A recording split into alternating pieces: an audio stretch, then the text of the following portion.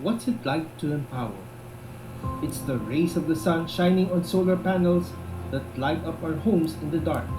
It's the breeze that propels wind turbines that keep businesses rolling. It's the water that flows through dams and gives life to communities. It's the heat that feeds us, especially in our time of need. It's the fuel that keeps our economy going. It's making sure that the energizing message gets to you. Empowering a community is about making things bright through spreading awareness, drilling for ideas leading to innovations, and initiating conversations that spark the nation. We are the wires that connect you to the sources of power and to the means of empowerment. We link members of the community to content that initiates discourse. We switch on and hope for meaningful exchanges, making the nation enlightened and empowered. We are Power Philippines.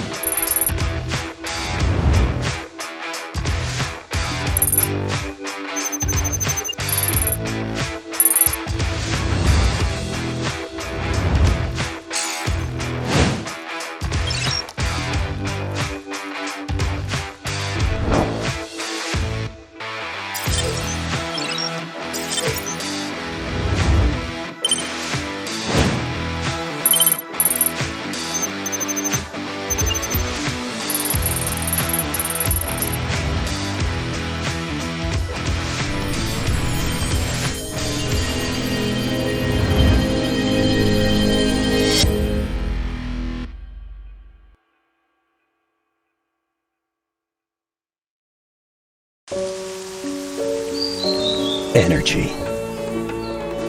Empower the world.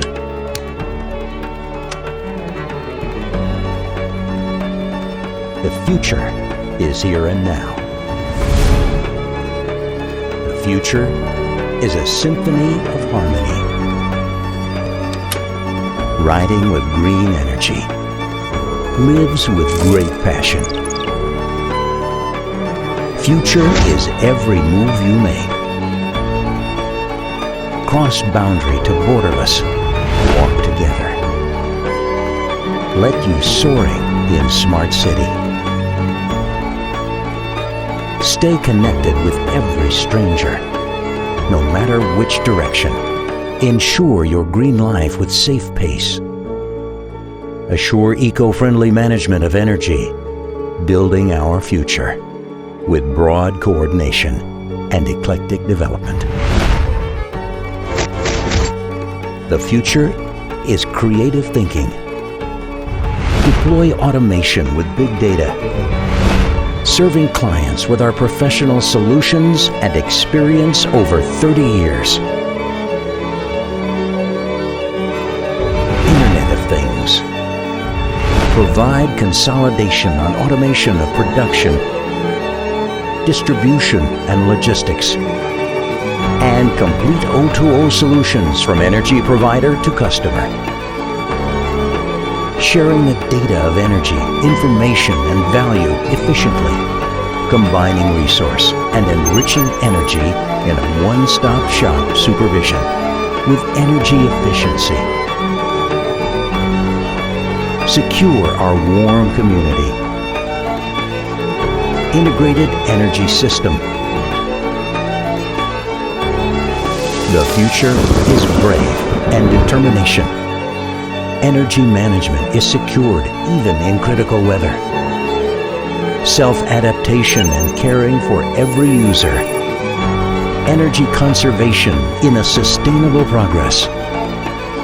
We listen. We share every success opportunity. To worldwide customers, with trust and faith, explore more business and markets. The future is coming alive. A dream transcends space and time. A breakthrough without limitation. Empower your world to a new journey.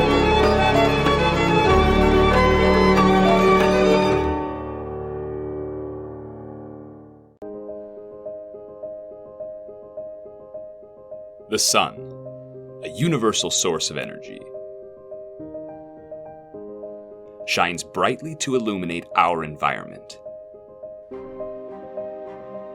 We feel the warmth and embrace the winds of change. SunGrow harnesses the gift of nature into clean power for all. We are a massive workforce equipped with years of experience and industry know-how, who turn passion into action, who transform concepts into real-world solutions. who take market demands and create world-class service platforms. We are forerunners of technology. We are witnesses to the clean energy era. We are leading the global mission by offering high-efficiency solutions to a wide range of users. We are a reliable partner. For us, reliability and excellence mean a commitment to continuous improvement, an unwavering aspiration for innovation, a meticulous testing process, a robust manufacturing capability. Full attention to detail ensures the reliability and efficiency of each and every product and solution. In order to feed our hunger of reaching customer success, we use technological innovation as the source of power. In the pursuit of Okay, good morning, ladies and gentlemen. Thank you for joining us in this very important event, the Philippine Solar PV Energy Virtual Summit in partnership with Power Philippines. This event aims to bring government authorities, stakeholders, investors, EPCs, solution providers to discuss challenges and opportunities to promote the latest solutions for the advancement of the country's solar farm operations. On behalf of MyCar Events, my name is Ian, and we would like to thank all of our sponsors, partners, VIPs in the audience for your participation here with us, especially our platinum sponsors, Goodwe, SunGrow, Chint Global, PV Easy Rack, together with Clenergy, Trina Solar, our gold sponsors, Jinko Solar, Solis Inverters, together with Jinlong Technologies, Growat, Photonergy, along with Sunways, our documentation sponsor, TW Solar or Tongwei. Our supporting companies coming from Season Power, Reason Energy, and Innovare, together with Photonergy. For today's agenda, we get to hear from our lineup of speakers coming from the National Renewable Energy Board and the Solar and Wind Energy Management Division of the Department of Energy. We also have the Energy Regulatory Commission as they share actionable insights, best practices, plans, and strategies for the solar energy industry in the Philippines. We also have innovative solutions and cutting-edge technology, which will also be presented during this two-day virtual event. For day one, we have our major sponsors, Goodwe Technologies Company Limited, all the way from China, SunGrow from the Philippines. We have Jinko Solar, Trina Solar, and Jinlong Technologies together with Solis Inverters. Tomorrow should be just as exciting as we have on board Senator Sherwin Gatchalian, or Win Gatchalian, who is the chairperson of the Energy Committee, with his message of support, as well as a presentation from the USA Energy Secure Philippines. We also hear from Fort Pilar Energy Incorporated, the plans and challenges of the Philippine solar industry going through right now, as well as the importance of latest technology innovations, to be presented by the president of the Philippine Electricity Market Corporation. At 11 a.m. tomorrow, we will be having a special breakout activity brought to you by one of our major sponsors, Trina Solar, a global leading provider for photovoltaic modules and smart energy solutions. You are free to join that breakout session tomorrow by using the same logins that you just did right now. Okay, and also I would like to take this opportunity to thank our audience, not only from the Philippines, but all around the world, coming from Solar Energy Philippines, AC Energy. Of course, we have the Department of Energy and the Department of Science and Technology joining us today. We also have representatives from the Energy Regulatory Commission, San Miguel Corporation, Global Power Holdings Corporation, National Power Corporation, Aboitiz Power Corporation, Meralco, and Empower Corporation, DENR, Sun Asia Energy. We also have on board DMCI, NEDA, Urban and Rural Electric Cooperative, Razons Group or Prime Infrastructure, MRC Allied Incorporated, First Bay Power Corporation, Solnergy and Systems Incorporated, Philippine Electricity Market Corporation. We also have representatives joining us from Unisolar Incorporated, the National Grid Corporation of the Philippines, PV Sinag Power Incorporated, Energens Management and Consulting Corporation, Solar Pacific Energy Corporation, Transnational Uyeno Solar Corporation, SM Investments Corporation, also LGUs coming from the local government unit of from the city of Pasig, Quezon City, Muntinlupa, Vigan, Batangas, Iligan, Navotas, LGUs from Baguio, Zamboanga, Bacolod, and Rizal. Last but not the least, we also have Power Philippines as our media partner. So guys, without your support, this highly anticipated event will not be possible. So before I introduce our first speaker, I would like to encourage everyone to use the Q&A box found at the bottom of your Zoom screens if you have questions for our speakers, and I'll be sure to relay it to them live. Now, when you do ask questions, just a reminder, please do indicate your name and company you represent when asking these questions. Okay, so without further ado, our first speaker to provide it with this pre-recorded message is the Assistant Secretary for Electric Power Industry Management Bureau, or EPIMB, from the Department of Energy.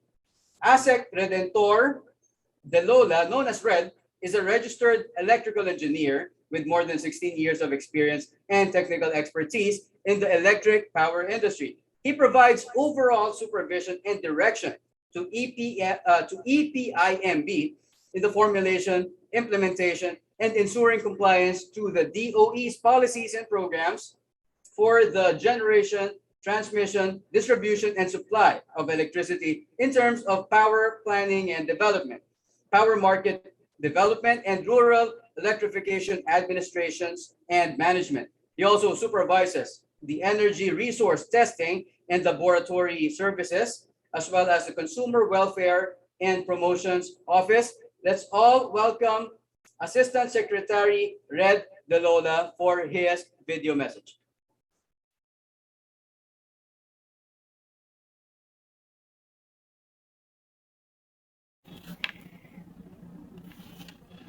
Good afternoon to all our energy stakeholders, partners, renewable energy developers, and to all the participants of today's Philippine Solar PV Energy Virtual Summit.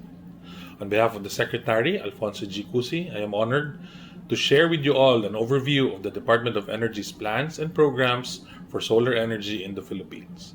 The Philippines is a strategic location where we certainly experience almost a full year of sunlight. We need to ensure that our country benefits and maximizes this abundance of solar energy. With the enactment of the Renewable Energy Act of 2008, the Philippines was able to establish an attractive market or environment, particularly for private stakeholders to utilize the country's solar energy resources in order to contribute to the country's electric power supply. Under the Renewable Energy Act of 2008, the Department of Energy has registered about 1,310 megawatts of solar power plants in commercial operation. This makes up 22% of the Philippines' renewable energy installed capacity as of December 2021, second only to geothermal energy with 36.88%. A significant milestone in the RE sector was reached in 2019. This was made possible with the promulgation of the Renewable Energy Market, or the REM rules, completing the RE policy mechanisms as stipulated in the Renewable Energy Act of 2008. Through the REM, RE developers and distribution utilities will be able to trade RE certificates. It is a support mechanism for achieving the mandatory minimum RE generation mix under the Renewable Portfolio Standards. The DOE also enhanced and streamlined the policies and guidelines for the application of RE projects through the issuance of the Department Circular Number DC 2019-10-0013, entitled Omnibus Guidelines Governing the Award and Administration of RE Contracts and Registration of RE Developers. The said guidelines are in accordance with the RE law and EVOS law. In line with the DOE's mandate, the department has provided the following policy mechanisms, such as the Renewable Portfolio Standards for on-grid and off-grid areas, the Green Energy Option Program, the NIT Metering Program, the green energy auction policy, the renewable energy market, and the feed-in tariff system, among others. With the policy mechanisms under the RE law, consumers are provided more flexibility and options in choosing their sources of electricity. Consumers can choose solar energy without the high upfront cost through a mechanism like the Green Energy Option Program and with the established business models such as the lease to own scheme, which is typical for rooftop solar projects. Through these policy mechanisms, the Department of Energy is aspiring for a 35% renewable share in the country's generation mix by 2030 and by 50% by 2040. Increasing the renewable energy in the Philippines electric power industry is in line with the global consensus of energy transition from fossil fuels. We need to acknowledge and emphasize that the indigenous RE resources and private sector investments are central in achieving the Philippines' target and vision for the development and utilization of renewable energy. Thus, the Department of Energy has been innovating policies and strategies for its realization and continuously developing RE market support mechanisms through mandatory and voluntary programs.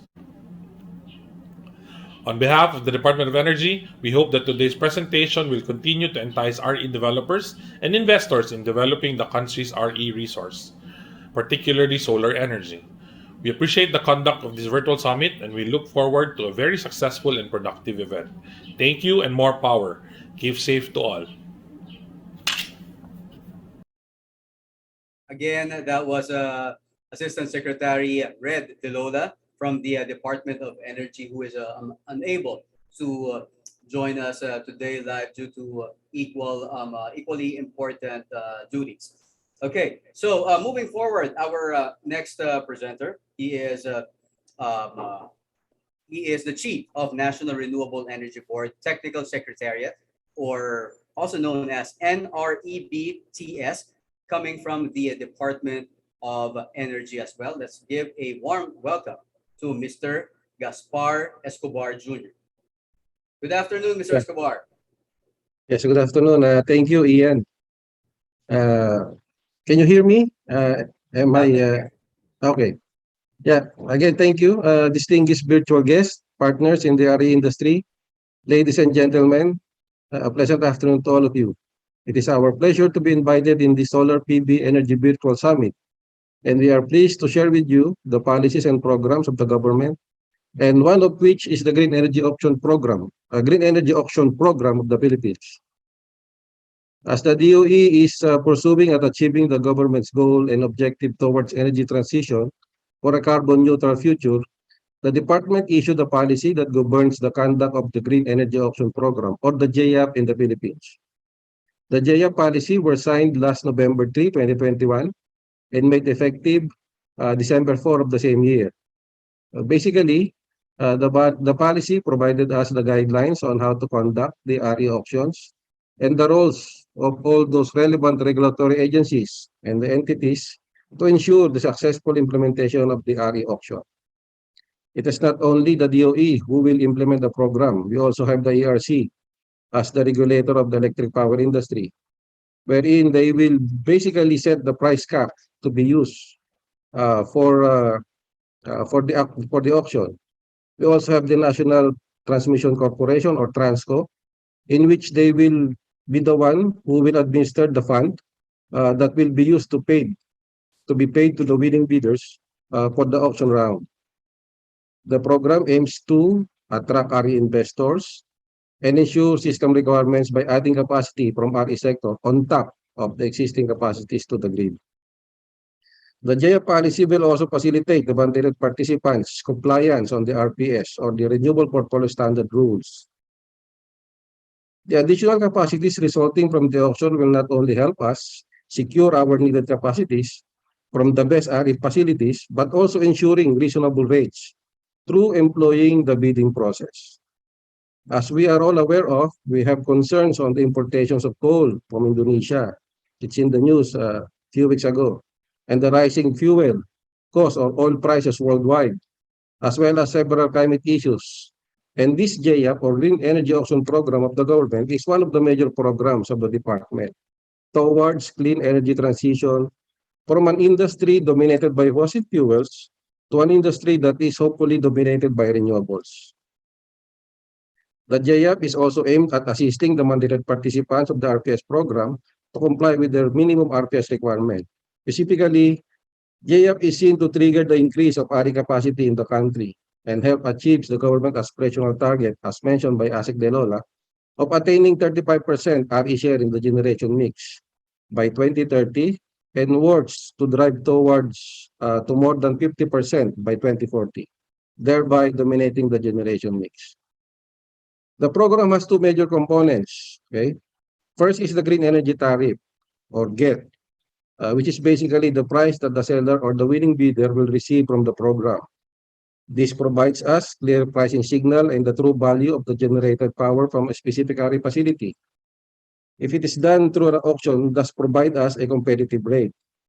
The rate determined as a result of the auction will also be used as price caps for those DUs and ECs who will conduct the CSP or RE resources for its compliance to its RPS mandate.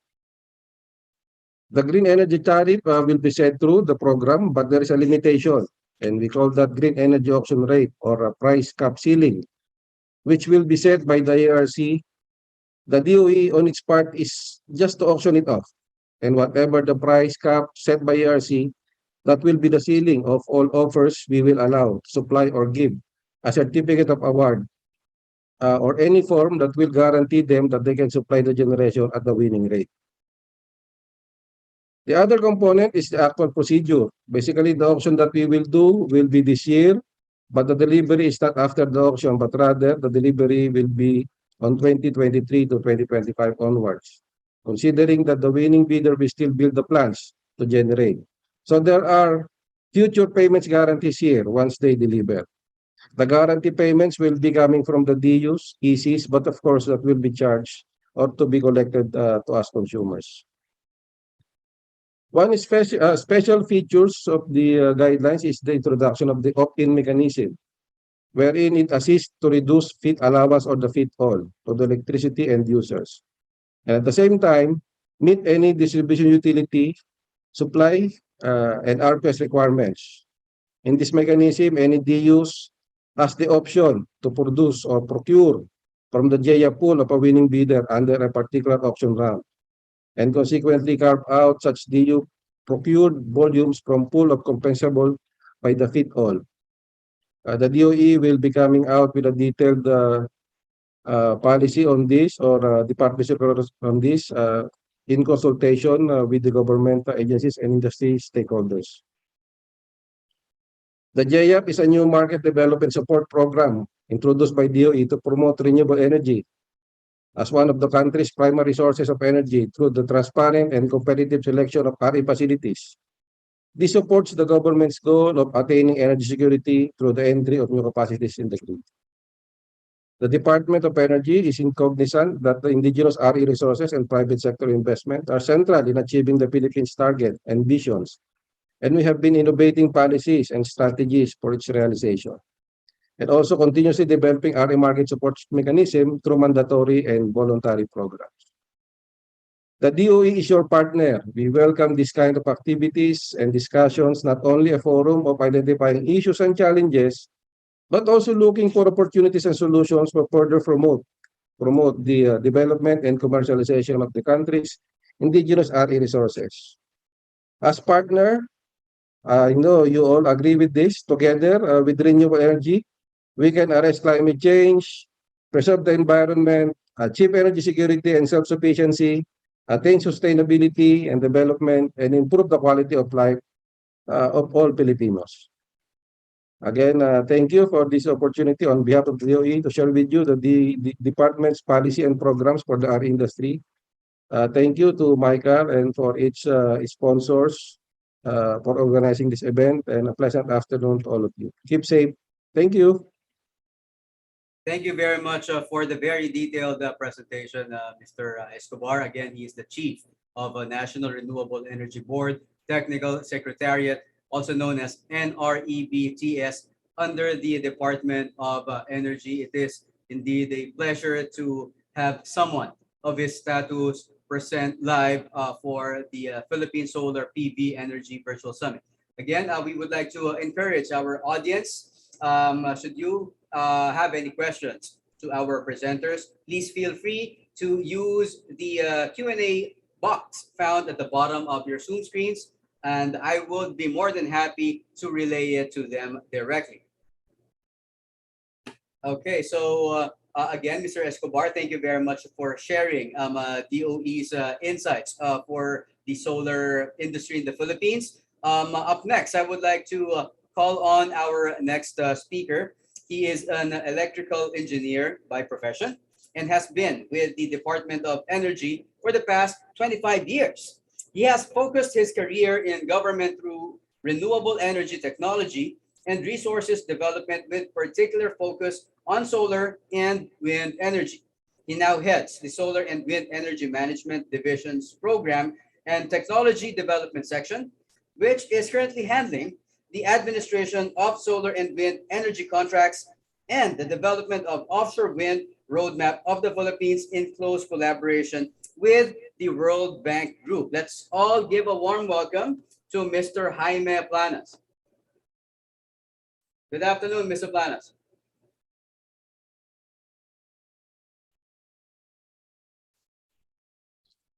Hi, good afternoon, everyone. I hope you can hear me. Loud and clear, sir. Hello. Yes, we Hi, can Ian. hear you loud and Can you clear. hear me? Yes, sir.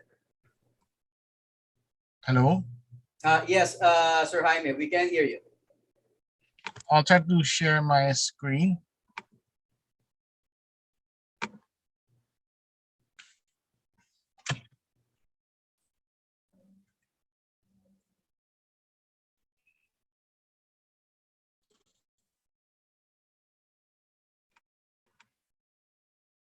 My screen now.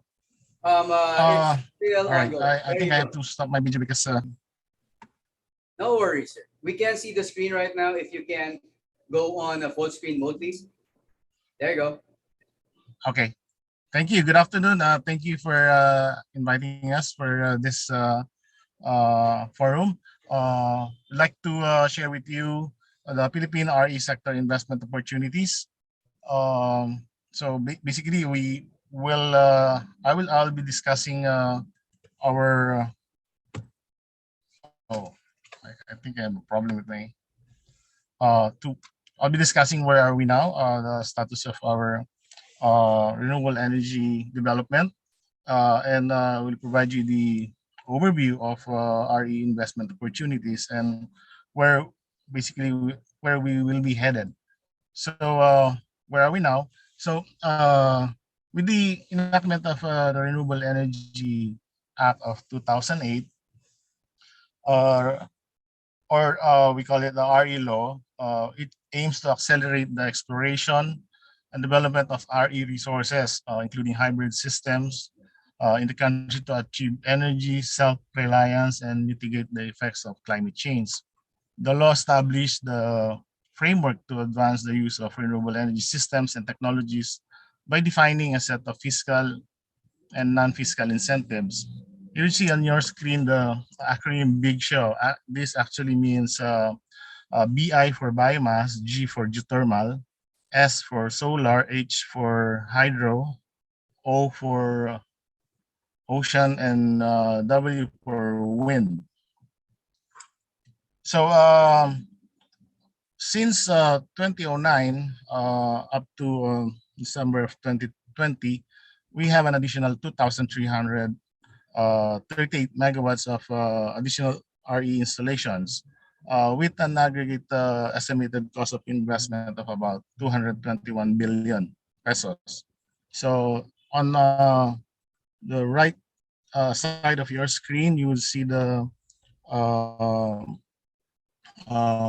how much was contributed by solar. You can see about 1 gigawatt and 86 billion pesos investment. So you can see that in the bar chart in 2016 uh, there was large investments on solar, primarily because of the successful implementation of the feed-in tariff system.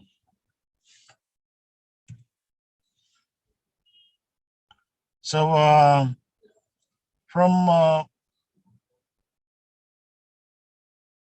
from 2019 to 2020, the country's installed capacity still managed to increase by 3% despite the delays and restriction caused by the pandemic. Following the decline in electricity demand due to the pandemic, gross power generation decreased by 4% from 2019 to 2020 in terms of share. Coal-fired power plants continued to dominate the mix with 57%. Meanwhile, RE comprised of about 21% of the power generation mix, which is still 14% percentage points behind the 35% aspirational target by 2030, and that is 8 years from now. So as you can see, the installed capacity of solar is about 1.1 megawatts. This is the PMAX, all right? So as of end of 2021, we have 5.2 gigawatts of installed capacity from renewable energy. So investment opportunities, among the incentives under the RE law are the following. So we have fiscal and non-fiscal incentives. So fiscal incentives include the 7-year income tax holiday. Instead of the usual 30% tax rate, the registered RE developer may avail of the 7-year income tax holiday from the start of commercial operation.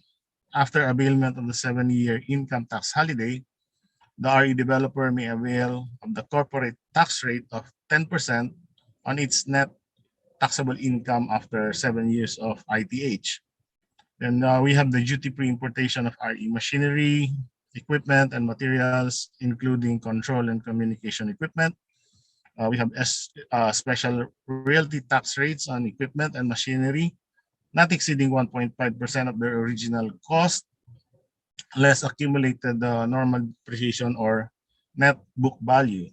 We also have 0% value-added tax rate on the sale of fuel or power generated from RE sources, zero rated VAT on purchases of local supply of goods, properties, and services needed by RE developers in the development, construction, and installation of its plant facility, as well as in the exploration and development of RE resources and its conversion into power. We also have cash incentives on renewable energy developers for missionary electrification. This is a cash generation based incentive per kilowatt hour, equivalent to 50% of the universal charge for the power needed to service missionary areas, chargeable against the universal charge for missionary electrification. These projects are located in areas that are not connected to the national grid. So you can see here, slide 10, the renewable portfolio standards for on-grid.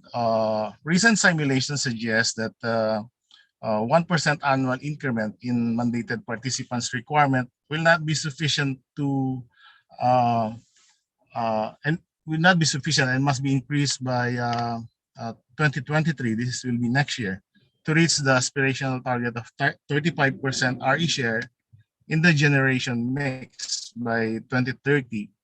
And to support aspirational target by 2020, it is recommended that it will be increased from 1% to 2.52% starting next year.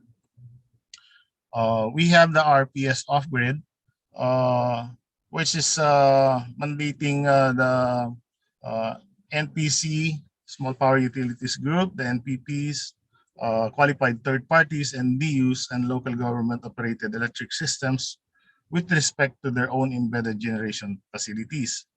Currently, the compliance under RPS off-grid is suspended until further notice.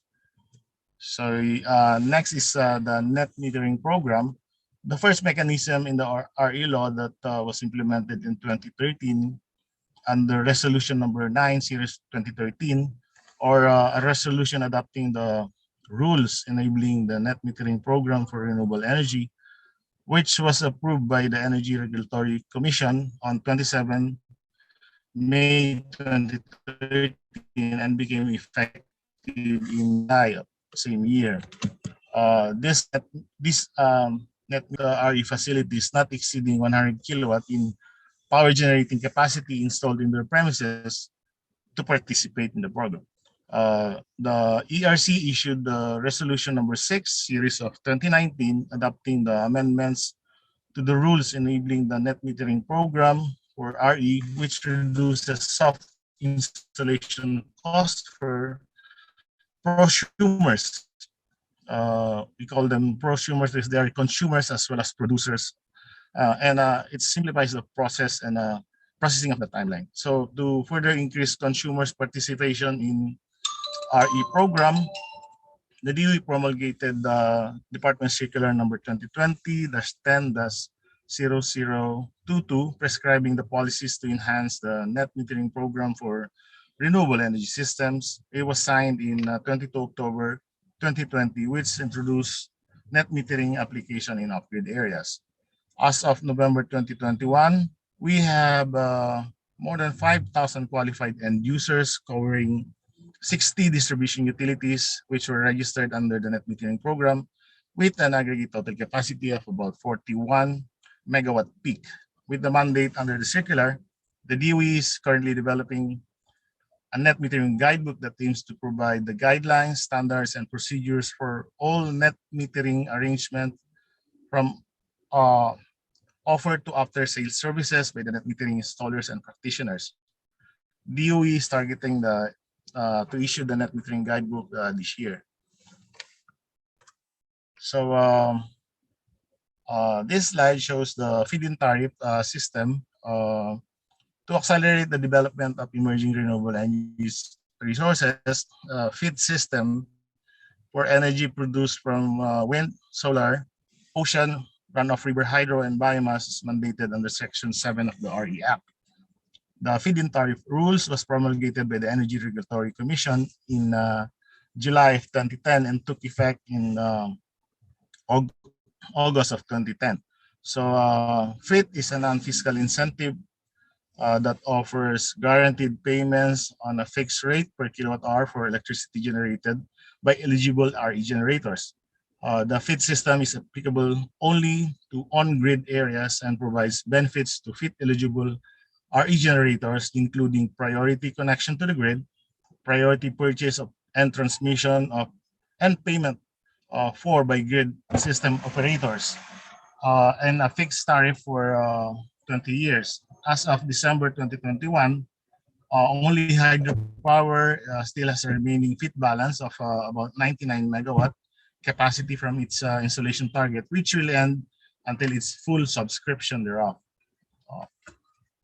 So this slide shows the RE market.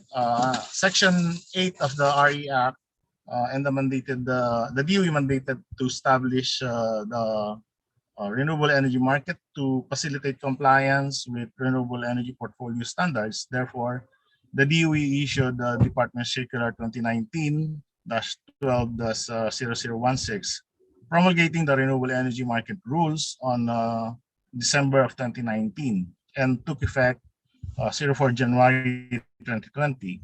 This establishes the RE market for the trading of RE certificates and will be administered and operated by the RE registrar. The REM rules also prescribe the needed complementary processes for the orderly implementation of the RPS rules for on-grid and off-grid areas. The Philippine Renewable Energy Market System, or PREMS, was then launched in 17 December 2019, and the PREMS will serve as the online platform where trading participants manage their RE accounts or REC accounts. This I was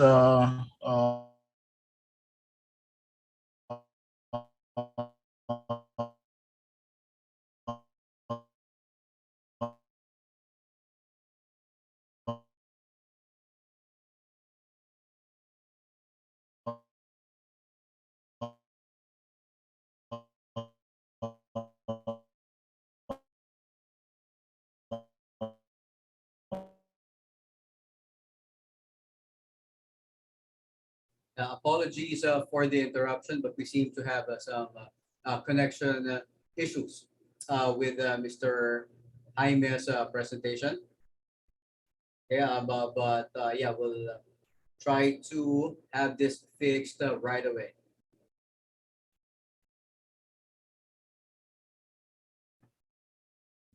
This and procedure. Okay. Yes. Mr. Planas. Yeah, I think we're having some audio issues.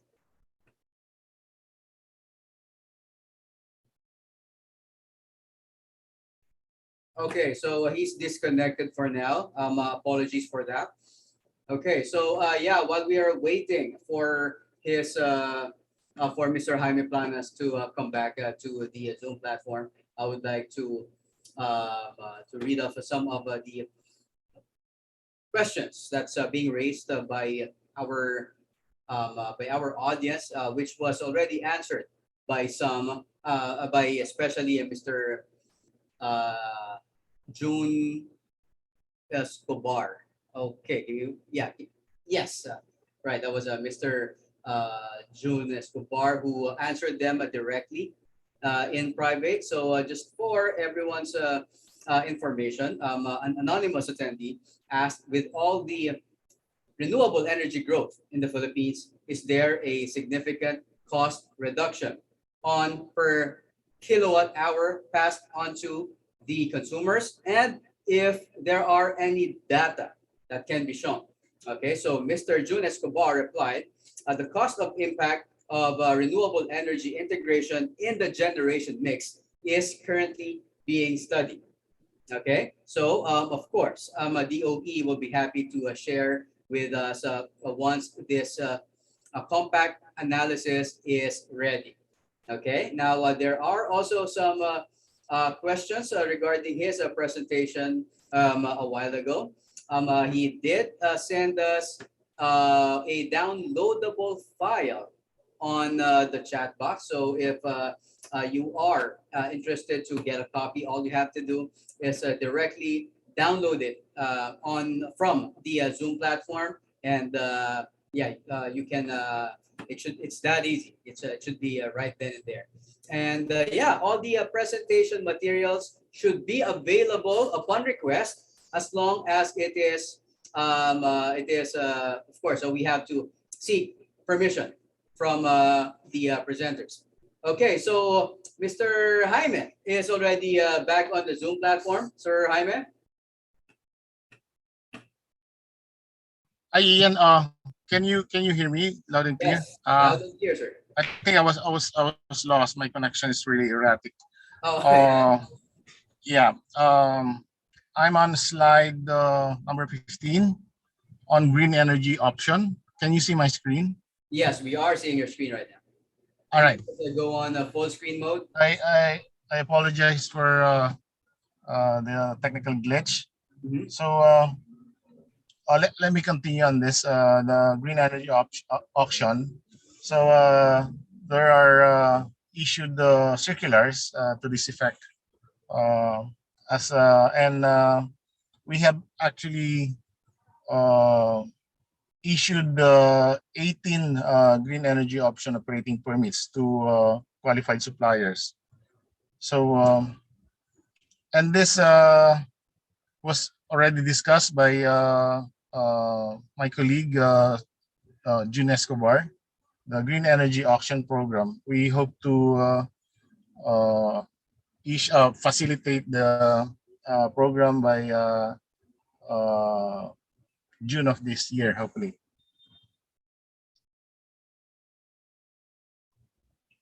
Then this slide will show the CRES, or Competitive Renewable Energy Zone. So the establishment and development of competitive renewable energy zones in the country was promulgated through Department Circular Number DC 2018 09 0027, issued on 13 September 2018. The CRES is a proactive transmission planning approach that supports investments in large-scale transmission expansions and upgrades to accelerate not only indigenous RE resources but other potential energy resources as well. The project was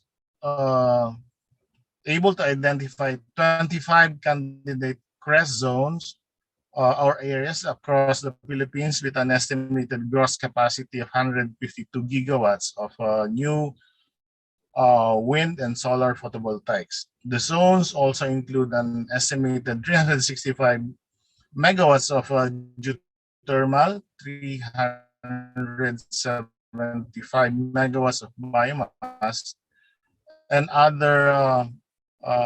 over 650 gigawatts of hydropower capacity distributed across Luzon, Visayas, and Mindanao. We're entitled Ready for Renewables, Grid Planning, and CREST in the Philippines was published in the DOE website and has been included in the Philippine Energy Plan, or PEP, Mission Development Plan. So where we are headed. So we have the National Renewable Energy Plan 2020 to 2040, which sets a target of attaining at least 35% RE in the power generation mix by 2030 and increasing it further to 50% by 2040.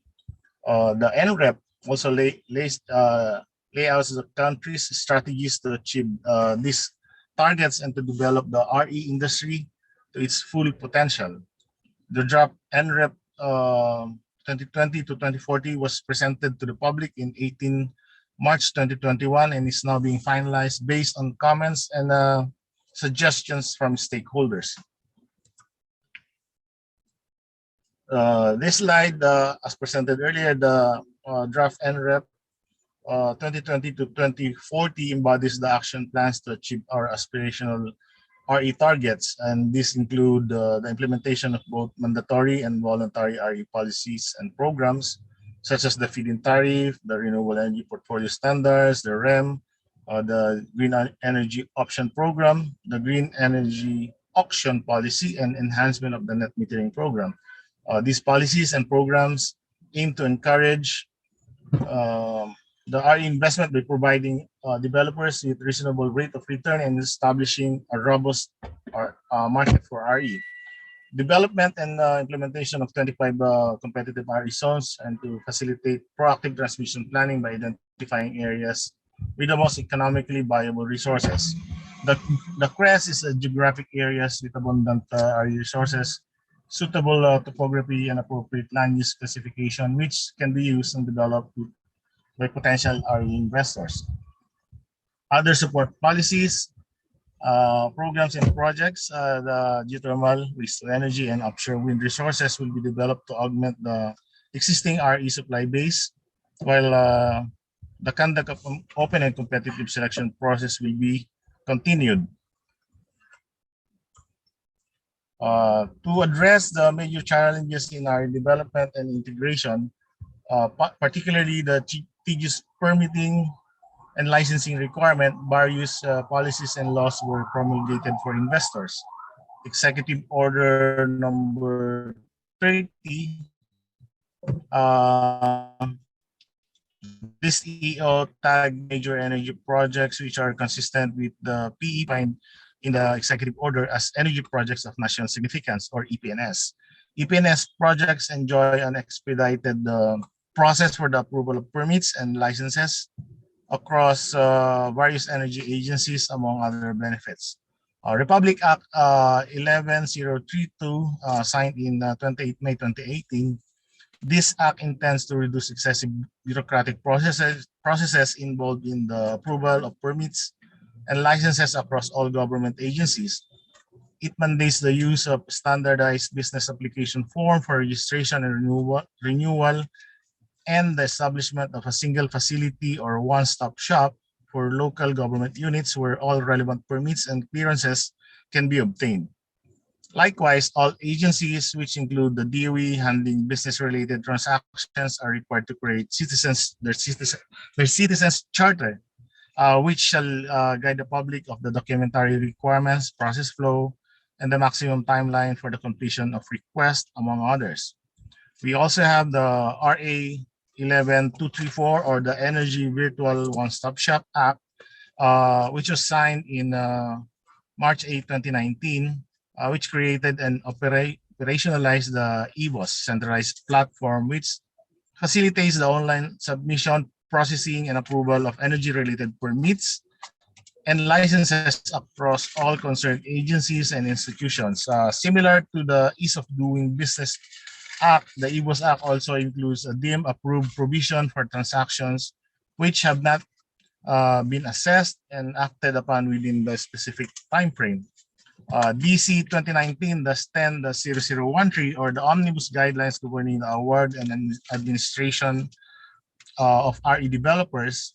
This DOE Department Circular harmonized and enhanced the existing guidelines governing the application and awarding of RE contracts. It prescribed the procedures on the pre-application, application, and awarding of RE contracts, including the conversion of existing RE service contracts to RE contracts, or SIA. It also sets the rules for registering RE projects for own use or non-commercial purposes through issuance of a certificate of registration. Just a summary of the requirements for our investors. We have the eligibility, or Filipino citizen or Filipino corporation. It has to be 60-40 Filipino foreign ownership. You can see the evaluation criteria. There has to be area clearance and legal qualification, financial qualification, and technical qualification of the developer or applicant. And there has to be compliance with the obligations and work program under the RE contracts. It should comply also with the government permitting and licensing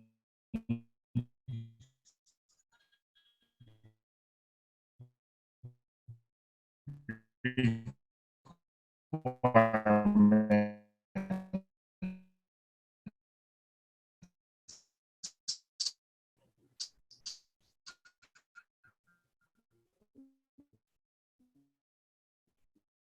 Hi, Mr. Planas. I think we're having some technical, some internet connection issues again. While we're trying to reconnect to Mr. Planas, I would like to take this opportunity again to especially thank our speaker earlier, Mr. June Escobar, for being so accommodating in answering those questions that we have on by our viewers live. So he was replying to each of your questions directly. He's even shared his presentation a while ago, and we're really grateful for that. Of course, after the slides of Mr. Planas, we would also be asking him if he is able to share live. He was the presentation that he's using right now for everyone's convenience. So we did have some very interesting questions that was raised a while ago. There's also a question coming from Mr. Raymond Lu. I think this has something to do with international policies, but he wanted to ask, what is the reason the off-grid program is suspended from Solare, Malaysia? So Mr. June Escobar's response was the department circular on RPS off-grid program is being reviewed primarily on the mandated sector in the off-grid. So that was straightforward as an answer can get. Okay. And also another question from Ms. Alena May. To DOE, how firm is the 2023 implementation of the 2.53% minimum annual percentage increment in RPS, and has DOE adopted formally the recommendation of NREB on this? Okay, the response was the RPS mandate increase from 1 to 2.52% from 2023 is yet to be issued by the Department of Energy. Okay, so again, we would encourage everyone to keep those questions coming, and I'm sure our speakers would be more than happy to answer it for you.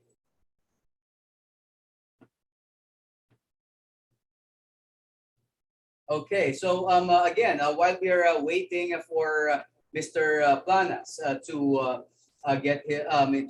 have his to be reconnected with our Zoom platform, I would like to especially thank our sponsors for this event. Without your support, guys, this event won't be happening. Our platinum sponsors from all the way from China, Goodby. We also have Sungrow, Chint Global, PV Easy Rack, together with the Clenergy Technologies Company. We also have China Solar on board. Our gold sponsors, Jinko Solar, Solis Inverters, together with Jinlong Technologies, Growat, Photonergy, Sunways, our gold sponsors, our documentation sponsor, TW Solar or Tongwei, and our supporting companies, CSUN Power, Risen Energy, Innovare, together with Enerwise. Okay, so let me just check quickly if yeah, there you go. I think Sir Jaime is already back on the meeting room. Sir Jaime, can you hear me?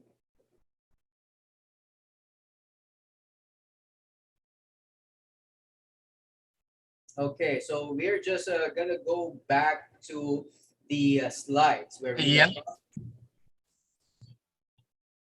Ian, can you hear me? yes, sir. Sir Jaime, Yes. if you want, we can share the screen from our end so that your internet connection won't be compromised.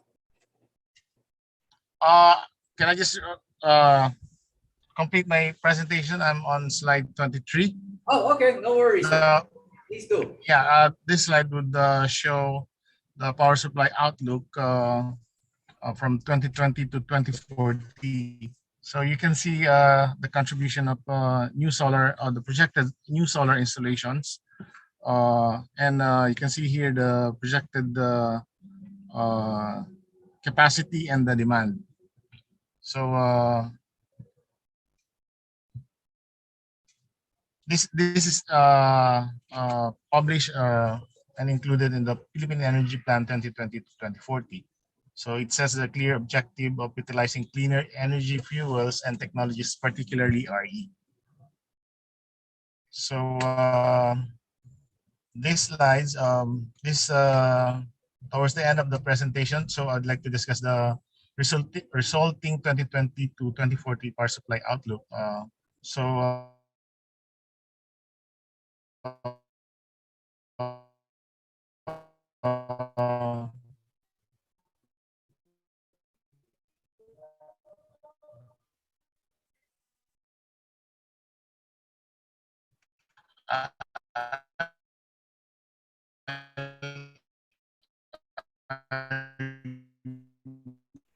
Hi, Sir Jaime. Sorry, but I think the connection is starting to act up again.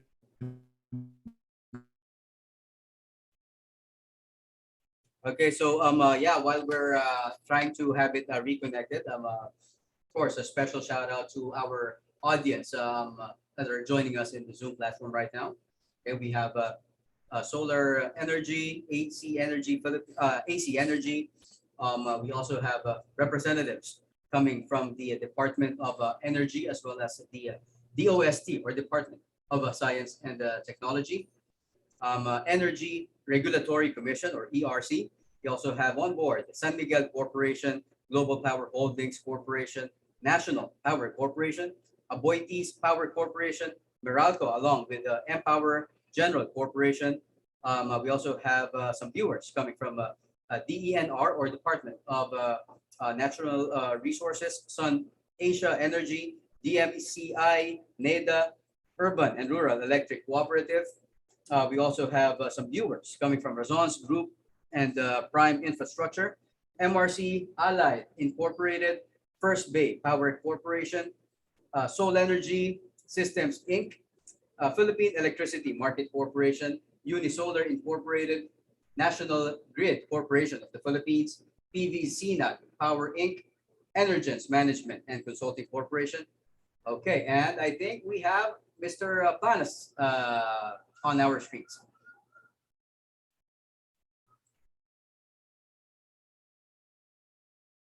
Okay, Sir Jaime, can you hear me?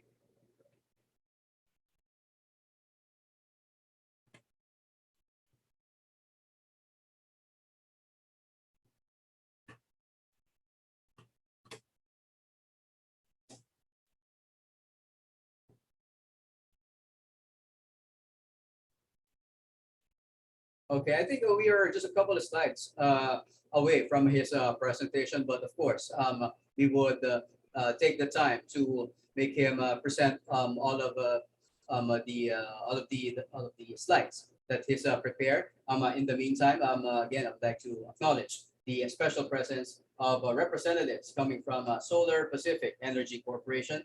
We also have some viewers from Transnational Uyeno Solar Corporation, SM Investments Corporation, local government units from the city of Pasig, from Quezon City, Muntinlupa, LGUs from the provinces, namely Vigan, Batangas, Iligan, Baguio, Zamboanga, Bacolod, and we have also representatives from the LGUs of Navotas and from Rizal. They also have, of course, a special shout out to our media partner, Power Philippines. Thank you very much for being part of this event, and we sure love to have you again for our second edition. So let me check if Sir Jaime is already good to go.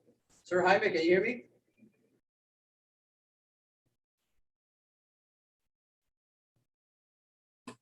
Okay, so I think he's still having some technical issues, but don't worry, guys. We would be sure to make him finish the slides and the presentations that DOE has prepared for us. In the meantime, let me just encourage again everyone to be more interactive by asking your questions using the Q&A box found at the bottom of your Zoom screens. And please do indicate your name and the company you represent when asking those questions. Okay, and also we encourage everyone to feel free to use the chat box found at the bottom of your screens as well, to be to send direct messages to one another. Yeah, since live events and the conferences is being held to a minimum as of the moment. This is one of the most efficient ways to do, let's say, marketing, branding, and yeah, this is all we this is the safest platform that we have available, knowing that COVID-19 is still out there. Okay, so yeah, we still have a couple of questions coming in on our Q&A box. As soon as Mr. Planas is available again, we would be sure to get back to the questions that you guys have for Mr. Jaime.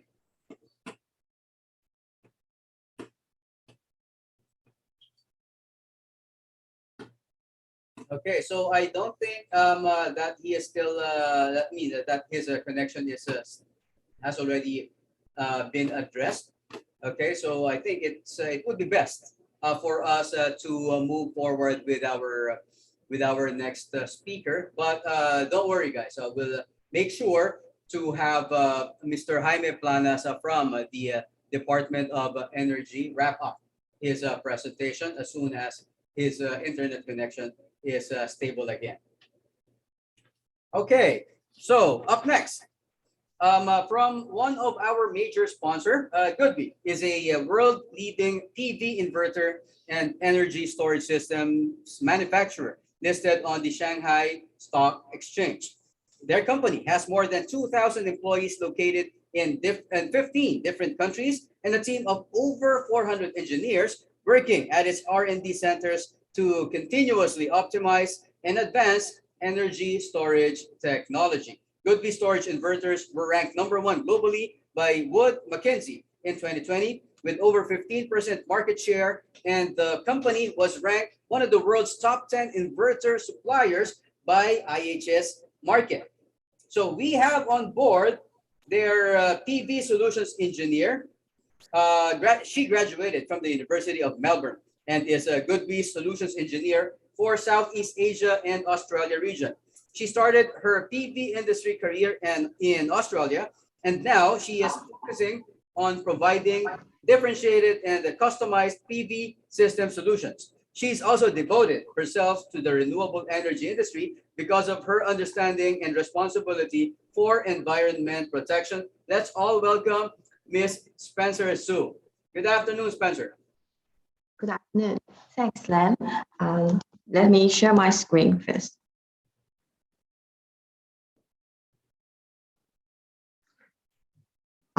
Good afternoon, everyone. I'm Spencer, Solution Engineer from Goodby Solar Academy. I'm now supporting the Australia and Southeast Asia for the PV system solution for the on-grid inverters. Today, I'm glad to introduce you Goodby's commercial and industrial solution, as well as some applications in Southeast Asia. So today we will be focused on the following 4 parts. First, I will give you a brief introduction of Goodby, and then we will look into the system solutions and the applications of commercial and industrial systems. And next, we will go through the product features of Goodby. And finally, we will look at how Goodby inverters is reliable and safe. First of all, please allow me to give you a brief introduction of Goodby, about who we are and what we do. So Goodby is a global leading inverter manufacturer, but we are actually more than that. So our vision is to driving the world's smart energy future.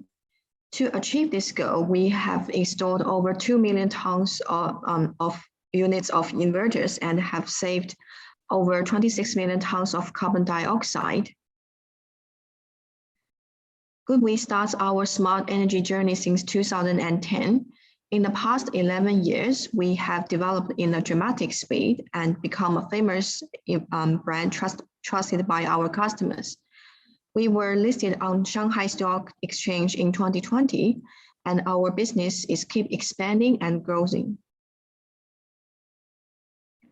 As a global company, we have branches and service centers all over the world, so all our clients can be served in time. We have 2 R&D centers and 2 factories to ensure our product innovation and our production and delivery. As a well-known inverter manufacturer, we have won many awards recognized in the PV industry. For example, Goodby is the only solar inverter manufacturer to win the TUV Rainline All Quality Matters Award for 6 consecutive years. We were also awarded by Wood Mackenzie as world's #1 hybrid storage inverter supplier. Now let's have a look at some typical commercial and industrial solutions, as well as some applications of Goodby. So here it is a system layout of most typical case of normal commercial and industrial grid connection system. So this system is specially designed for the commercial rooftops. In this system, we can see there's the generated solar power by the inverter will first be consumed by the loads first, and then the rest power will be fed into the grid. And here we can also find there will be a intelligent communication box, which is the SEC1000, to perform the load consumption monitoring, as well as to control the export power limit to the grid. And for the communications, we will use the RS485 to connect to the SEC1000. Then the system generation data will be uploaded to the Google Cloud, and then it can be viewed through the SAMS portal. So SAMS portal is a smart energy management system. It is a smart tool that's fully free for our customers to help to monitor their power plants in a visualized way. And also it can help the maintenance. While in large commercial projects, we also offers the products and system solution for the high voltage system. So in the high voltage scenario, the inverter output will be connected to a transformer first, and then to connect it to the high voltage distributed network. So for the communication methods, we can choose a power line communication, which is a more cost-effective way that can save the cables for the RS485 cables. Here is an overview about all our main products for the commercial and industrial applications from 25 to 136 kilowatt. Here we can see we have the HT series, which has 73 to 136 kilowatt with up to 12 MPPTs. And we also have an MT series that can working at a different power range from 50 to 80 kilowatts. And we also have an SMT series that has 25 to 36 kilowatt with 3 MPPTs. So for our commercial and industrial products, it has the main features with a full load operation at 50 degrees, so which is more suitable for the environment in the Southeast Asia. And our inverters can also have the capability of AC output overloading for up to 115%. And our inverter also allows the system design for up to 150% DC oversighting. Here is our ultimate high power inverter, HT 1500 volt series. It is specially designed for the large commercial and industrial applications, and also for some large utility projects. So this model is fully compatible with the mainstream high power modules, such as the 182 millimeter and 210 millimeter PV modules. And we will discuss this part later. And the HT 1500 volt series also offers the second generation power line communication. And it also has an upcoming smart IV curve diagnosis function, as well as the SVG functions. This is our new KN series. So this KN series will have maximum input current of 20 ampere per string, so which is specially designed for the 210 millimeter PV modules. And we can see that, so the main difference between the KN series and the K series for the HT is that it will have even higher maximum input current, and it will have 6 MPPTs. Each MPPT will have 3 DC inputs. Now let's look at GoodWiz solution to be compatible with the high current and bifacial modules. As we know that since there's an evolution of the PV modules with a larger solar cell size and higher power levels, it brings the challenges for the whole PV industry. For example, here we shows the mainstream 210 millimeter and 182 millimeter silicon wafer manufacturers. So the 182 modules can be expected to have power level of over 550 volt, and while the 210 millimeter PV module can have power level for over 670 volt with an even larger short circuit current. So here we shows how good we to be adapted to those high power PV modules. First, let's look at how we can compatible with the 182 millimeter PV modules. So 182mm PV modules has already been widely used in the utility scale power plants and also some commercial rooftops. And we can see our inverter SMT and HT series can be fully adapted to the 182mm PV modules because it has a maximum input DC input current of 15 ampere. We can see that even the mainstream PV module manufacturer like Jinko, JA, and Longi, the short circuit current is about 13 to 14 ampere. So while our inverter can support maximum 15 ampere maximum input current per string, so we can say that we can adapt it to the 182mm PV modules. And there's already been a mainstream combination for the 182mm PV modules and the HT inverters. While for 210mm PV modules, we offers a single string connection for each MPPT solution, which means that we can we only connect one string per MPPT so that we can have an even larger input current allowance for 30 ampere. Here we take Trina Vertex as an example. We can see that the Trina has a short circuit current of 18.552 ampere, and the open circuit voltage is 41.5 volt at STC. And after some calculation, we can find that 22 PV modules can be connected per string. And in this system, we can have maximum 12 strings being connected to the GoodWe 120 kilowatt HT inverter. And we found that in this system, the DC oversizing can still be up to 132%.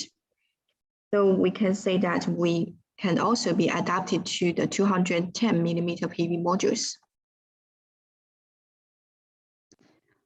While for the utility project, as I mentioned before, we have a special version, which is the KN-HT series. So for this series, the string current of KN is 20 ampere, so that it can be fully adapted to the 210mm PV modules. Here we have a 3-string design. Some clients may have a concern that if they need an external fuse to prevent the 2 PV strings that has the current backfeeded to the rest PV strings.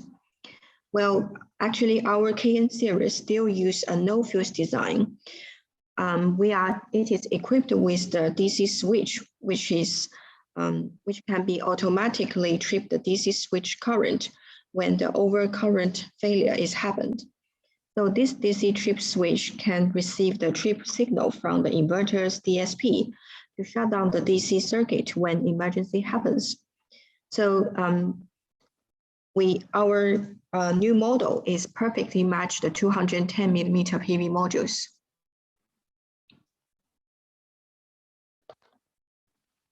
Now let's look at GoodWe's product features of the commercial and industrial projects. So GoodWe inverters can adapt it to multiple environments. For example, for the multi-angle rooftops, the HT series have up to 12 MPPTs, so it is very flexible for the system design. And GoodWe inverters also features for the full load operation at high temperature, so that we can adapt to the coastal areas as well as some extreme hot weather conditions. And we also have the optional type 1 SPD on the DC side, which can be used for the lightning prone areas.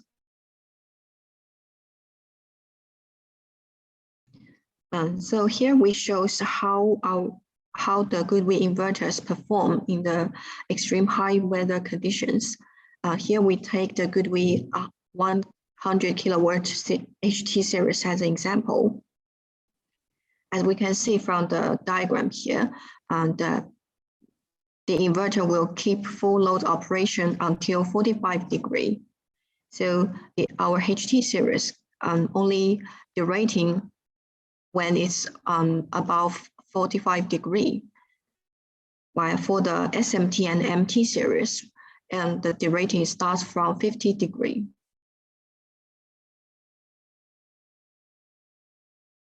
As we know, there's a hazard called the arc failure.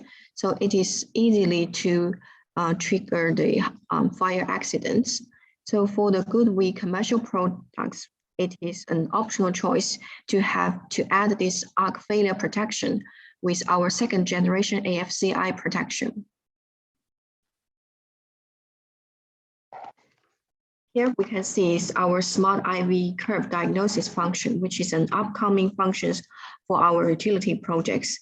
It is a very useful tool for the operation and maintenance, especially for the large CNI and utility projects, because it is more efficient and cost saving than the traditional ways.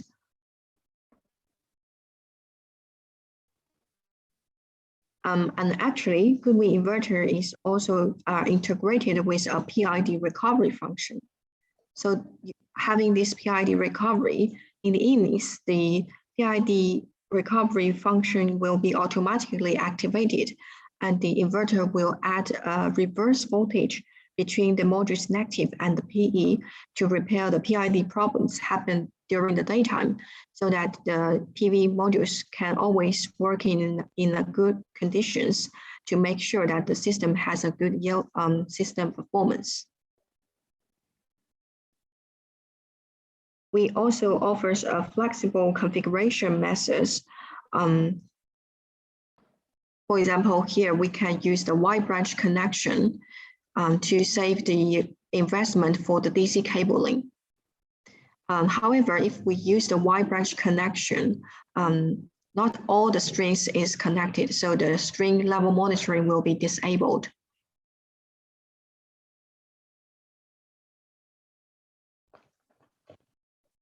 Well, now let's look at how GoodWe inverters ensures the reliability and safety. So on one hand, we have our inverter have passed diverse tests both internally and externally. For example, we've done the IP protection test conducted by the TUV, and we also have very strict quality management procedures in our factory. As we can see from the pictures, we have very strict control and production line.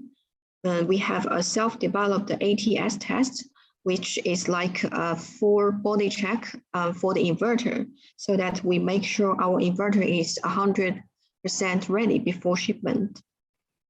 And we also have an aging test to make sure that the inverters are reliable in the extreme hot weather conditions.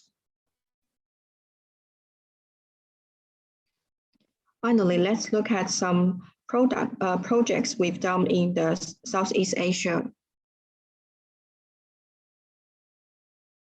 Here is a 10 megawatt project in India.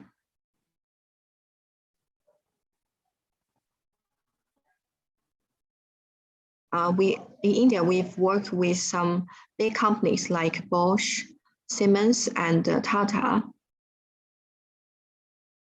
And here is our 1 megawatt projects in Vietnam.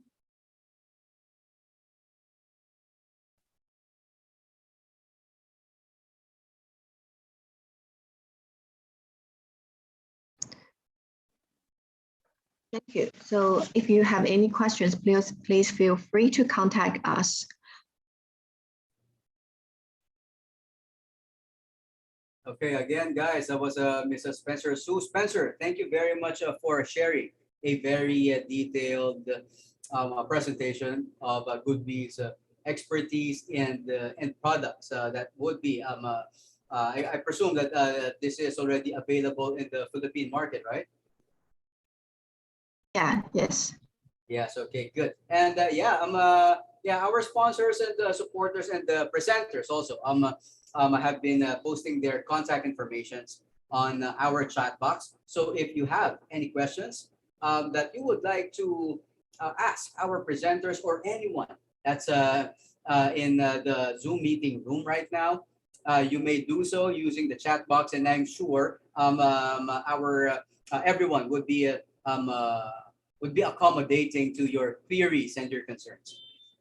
Okay, again, that was Ms. Spencer Su from Goodby. She is the PV Solutions Engineer, and we couldn't thank you enough for sharing these slides with us, Spencer. And we certainly hope that we are able to have you again on board on our upcoming events, whether if it's virtual or live.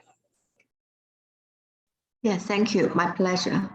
Okay, so again, that was Spencer coming from one of our major sponsors of from Goodby, presenting all the way from China. Okay, so I think there's a question coming from one of our audience, Spencer, from from Ruel Guanyo, NPC. NPC should be a national. I'm not sure if it's a national power corporation, but he wanted to know, how do you convert those converter reliability tests into number of years in service?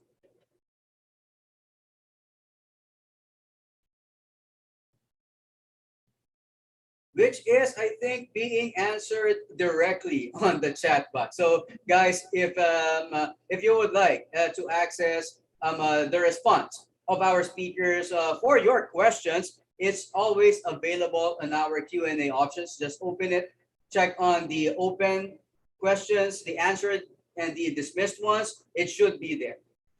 Okay, so moving forward, I would like to introduce our next speaker. He is a graduate of the University of the Philippines, Los Baños, with a Bachelor of Science degree in Electrical Engineering, and has been an REE since September 2012. He started his career in manufacturing automation and project management with Denso Philippines, and later pioneered Kayense Philippines as technical lead of its controls division. In 2019, he joined the renewable energy industry as a key accounts manager for the Greater Manila area of Solar Philippines, where he built a 30 megawatt consumer pipeline and close to 2 megawatt power of rooftop projects in just 1 year. He is currently the SunGrow Power. He is currently with SunGrow Power as its first Filipino country sales manager for the Philippine market, and has closed 200 megawatts of projects within a year. He is also working on completing his Master of Science degree in Electrical Engineering and in UP Diliman. Let's give a warm welcome to the country sales manager of SunGrow, Mr. Jeffrey Calderon. Good afternoon, Sir Jeffrey. Good afternoon. Good afternoon, everyone. So thank you for that very good introduction. So let me start my presentation.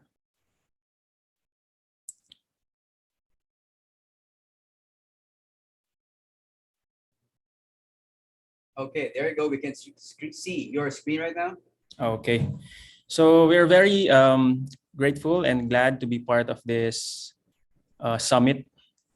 So today we will be sharing you the market outlook and the trends in the renewable industry and what SunGrow can offer to this very rapid growing industry.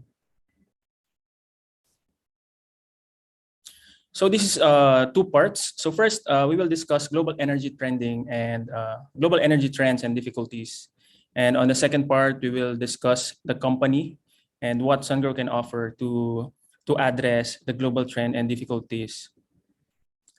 So first, as we all know, carbon neutrality is rapidly being adopted by not only the private companies, but also the government and every country in the world. So specifically in China, they target at least 62% carbon neutral by 2050. By forecast, global PV and wind could hit 145 terawatts of capacity. This will constitute to 86% of our generation all over the world. Now, specifically in the Philippines, as we all know, we target, most of the companies here in our country target to be carbon neutral by 2050. And actually, this slide was most of this content of this slide was already discussed by our friends from the DOE. So, but allow me to just run through this. So actually last year we added around 390 megawatts of PV in our grid, and it is expected for 2022 that we will add another 1 gigawatt of PV capacity in our grid. Now, the main driver for this race is, of course, our government and our country. Number one is the Renewable Energy Plan. As I've said a while ago, we target to be carbon neutral by 2050. And there are also incentive policies that the government is promoting, such as the FIT, net metering, and the RPS. And there are a lot of project biddings, such as the Green Energy Auction Program, and large energy enterprises that's heavily investing to these large-scale solar plants and signing power supply agreements and selling them directly to our spot market. So with this rapidly growing industry, there are a lot of challenges for the grid. So as we all know, the wind and solar are very volatile in terms of the supply. So it can give you a firm supply for an hour, and on the next hour, it can give you half of the supply. So because of this instability, this brings up some concerns to our grid. So these problems arise to the necessity of energy storage to be partnered or to be included in our grid. So energy storage are very grid friendly and can be used to wide applications, from the grid services to the utility to the plant control output, and it can also be used to our end users, from the households to the CNI market. So some of the applications that's been used for energy storage are such energy shifting. You can also use this for frequency regulation, for voltage support, spinning reserve, NA arbitrage, and black start. So as we all know, in the Philippines, energy storage is rapidly growing, especially on the ancillary services applications. Not only energy storage, but also the floating solar became more and more popular. We know that the land in the Philippines are very limited, and we have a very limited flatlands here as well. So actually, the popularity of floating solar become very rapidly growing in South Korea, Vietnam, and mainland China. Actually, these 4 countries, including India, these 5 countries constitutes to more than 59% of the installations worldwide. So they already have 12 gigawatts of floating solar installed.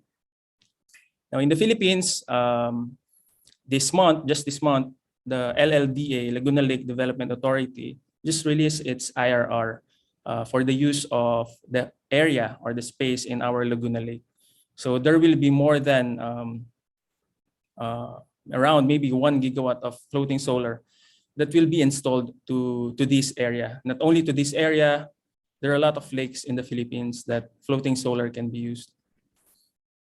Also, the renewable future is very very high tech. The green power, the integration of PV and wind. We also need one station that can see all of these different energy supplies in one. And as we all know, the electric vehicles are overtaking the automotive industry, and of course, this EV also needs energy to run. So the synergy of, or the coordination of different power plants that have different power supply or energy sources should be also accounted, should also be considered in the future.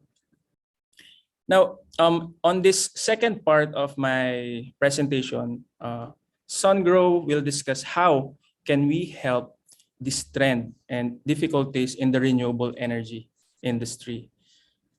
So first, allow me to briefly introduce the company. So we are the world's most bankable inverter. Actually, this shows that the quality of our inverter is heavily trusted by most of the financial institutions worldwide. And in fact, in the Philippines alone, we have around 50% market share. And globally, as of last year, we have around 32% global market share. So this is how large our operation is, and how the world is trusting SunGrow as a brand. So our company mainly focuses on renewable industry. We do not have any other business, but only renewable. So this means we're really focused in providing, as our tagline says, clean power for all. Now, in the Philippines specifically, we have three major businesses that we're offering in the Philippines. One is the PV inverter, another is the energy storage, and last is the floating PV system. So allow me to discuss briefly parts of these businesses. The development of our company started way back last 1997, and since 1997, we are really focused in this industry. So this is our bread and butter, and we do not have anything to do, but renewable. And in 2006, we expanded to the global market. In 2011, we were publicly listed, and in 2015, we already had the #1 market share. In 2018, we opened our India factory, and in 2019, we hit the 100 gigawatts installation already. And we are already a member of the RE100 last 2020. So the company has a very robust performance over the past decade. So this shows you that the company is very stable and can be trusted for a long-term partnership, because we will be here for maybe forever. So for the past decade, our compounded annual growth rate is at 42.6%. So this is a very stable company. So in fact, in 2020 alone, we shipped for 47 gigawatts of inverters worldwide. In total, we already shipped 224 gigawatts of inverter. Our production capacity is at par to any inverter brand. We have a production capacity of 140 gigawatts for PV and 200 gigawatt hour for BESS. We are the largest manufacturer of inverter worldwide. So our main factory is in China, and we also have in India, and we're developing another factory somewhere here in Southeast Asia. And we use top brands of components of our electric components of our inverter, such as ABB, Microsemi, Toshiba, Analog Devices, STI, Honeywell, and so. Now, the group's strategic ecological map of SunGrow is basically we provide the core equipment of these power plants or for the solar. So we help for the integrated development of all of these businesses, and we offer up to the O&M. So we integrate all of this to our company, and at least you'll be just talking to SunGrow and not to different brands. Our global references shows how widely used and trusted SunGrow as a brand is. We have more than 224 gigawatts installed worldwide, and SunGrow products power installations in over 150 countries. And the trademark of SunGrow has been registered to more than 160 countries. So on the lower left, as you can see, this is a 500 megawatt solar in Qinghai, China. And in the lower right, this is a 100 megawatt of solar in Ganzhou, also in China. For the solar industry or the solar inverter, what we just launched this year. We call it the 1 plus X model of our central inverter. This is a very interesting central inverter because this is a modular one. So the single unit of a inverter is 1.1 megawatt and can be paralleled to 8 units. And in total, it can be up to 8.8 megawatt. So the advantages of this are, again, the modularization. So also, this can give you a DC to AC ratio very flexible and gives you also increase the MPPT of central inverters. And for the maintenance, it can give you a very ease, especially for our O&M friends. You can O&M, you can service this inverter by just plug and playing one module at a time. For the string inverters, we also offer our 350 kilowatt string inverter. So this can give you a lower LCOE. It can save you up to $1.2 million per 100 megawatts by our Q at night function. So it also has a very high power and can be partnered to our MV station that's rated at 4.48 and 8.96 megawatt turnkey station. This inverter is very safe. It has 2 strings per MPPT, and there's no fear of string short circuit and reverse connection, because reverse connection can give you a headache, especially in the installation part. So this also offers the 24-hour real-time AC and DC installation monitoring, and it is integrated by a DC trip switch that can automatically cut off fault when it will occur or it occurs. Also, can be perfectly matched to the growing technology of our PV modules. We can partner to the 182 and 210 PV module, and the DC to AC ratio can be as high as up to 1.3 to 1.8. So this is also a open platform and can be integrated by our online IV scanning for intelligent cleaning and active O&M. This is very grid friendly. The SCR is at 1.16 for stable operation for extremely weak grid, and can be integrated to our ESS and has the VSG technology. So the reactive power response time is less than 30 milliseconds, and the active power rating time is less than 60 milliseconds. Now, going to the energy storage industry, SunGrow's performance is, we have more than 4 gigawatt hours of installation already worldwide. And just last year, we shipped 2.9 gigawatt hours. So most of our projects are in China, US, and UK. So we offer this smart liquid cooling solution. So for the CapEx, it can give you a reduction in the footprint of the installation, because you can design the containers back to back to each other. So we also have can do a 100% DOD, and it reduces nominal capacity by 5% to 10%. So there's also no need for site assembling, because we will deliver this inside the container already, and you just need to connect all the containers to each to make the system work. For the OPEX, the liquid cooling makes your battery temperature lower than 3% difference compared to other technologies. So this will give you a lower yearly attenuation, and also can give you auxiliary power consumption savings of more than 50%. For the safety, we follow the NFPA 855, and we recommend the water mist FSS. But depending on the situation, we can also adapt to other FSS.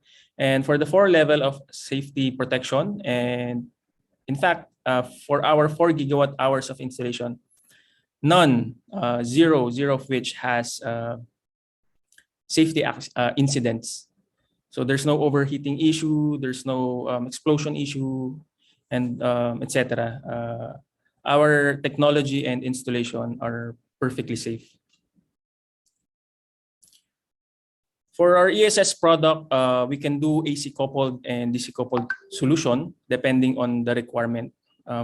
We can also adapt an augmentation plan for 20 years duration, and we can also offer from 1 hour to 8 hour system.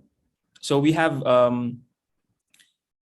this turnkey solution that has the PCS and the MV station in one container, and the ESS in one container. So in one container, you have 2.7 megawatt hours per container. So basically, we do the assembling of this container, and we deliver it as one brand and as Sungrow. So the PCS and the ESS is just one brand, Sungrow. So this will give the developers and the EPCs in terms of coordination, very good coordination to us, because to the project, because you'll just be talking to us because we provide the whole solution. For the floating industry, for floating solar industry, we already have over 1.4 gigawatts of installation globally. In fact, we have more than 50% market share worldwide. So we are a pioneer of this technology, and from Malaysia, Taiwan, Thailand, Singapore, Vietnam. As we know, Vietnam is also a very susceptible to typhoons, as just like our country, Philippines, and also Singapore. But these countries already adopted this floating solar technology. So we have various application scenarios. From the reservoir, we can floating solar can be installed to the rivers, to the fish ponds, lakes, even again to the typhoon areas such as the Philippines. We can do this, and even on salt water, we can install floating solar. So this is our solution. We provide the mounting, also the floaters, also the combiner boxes, and the inverter and boost on water.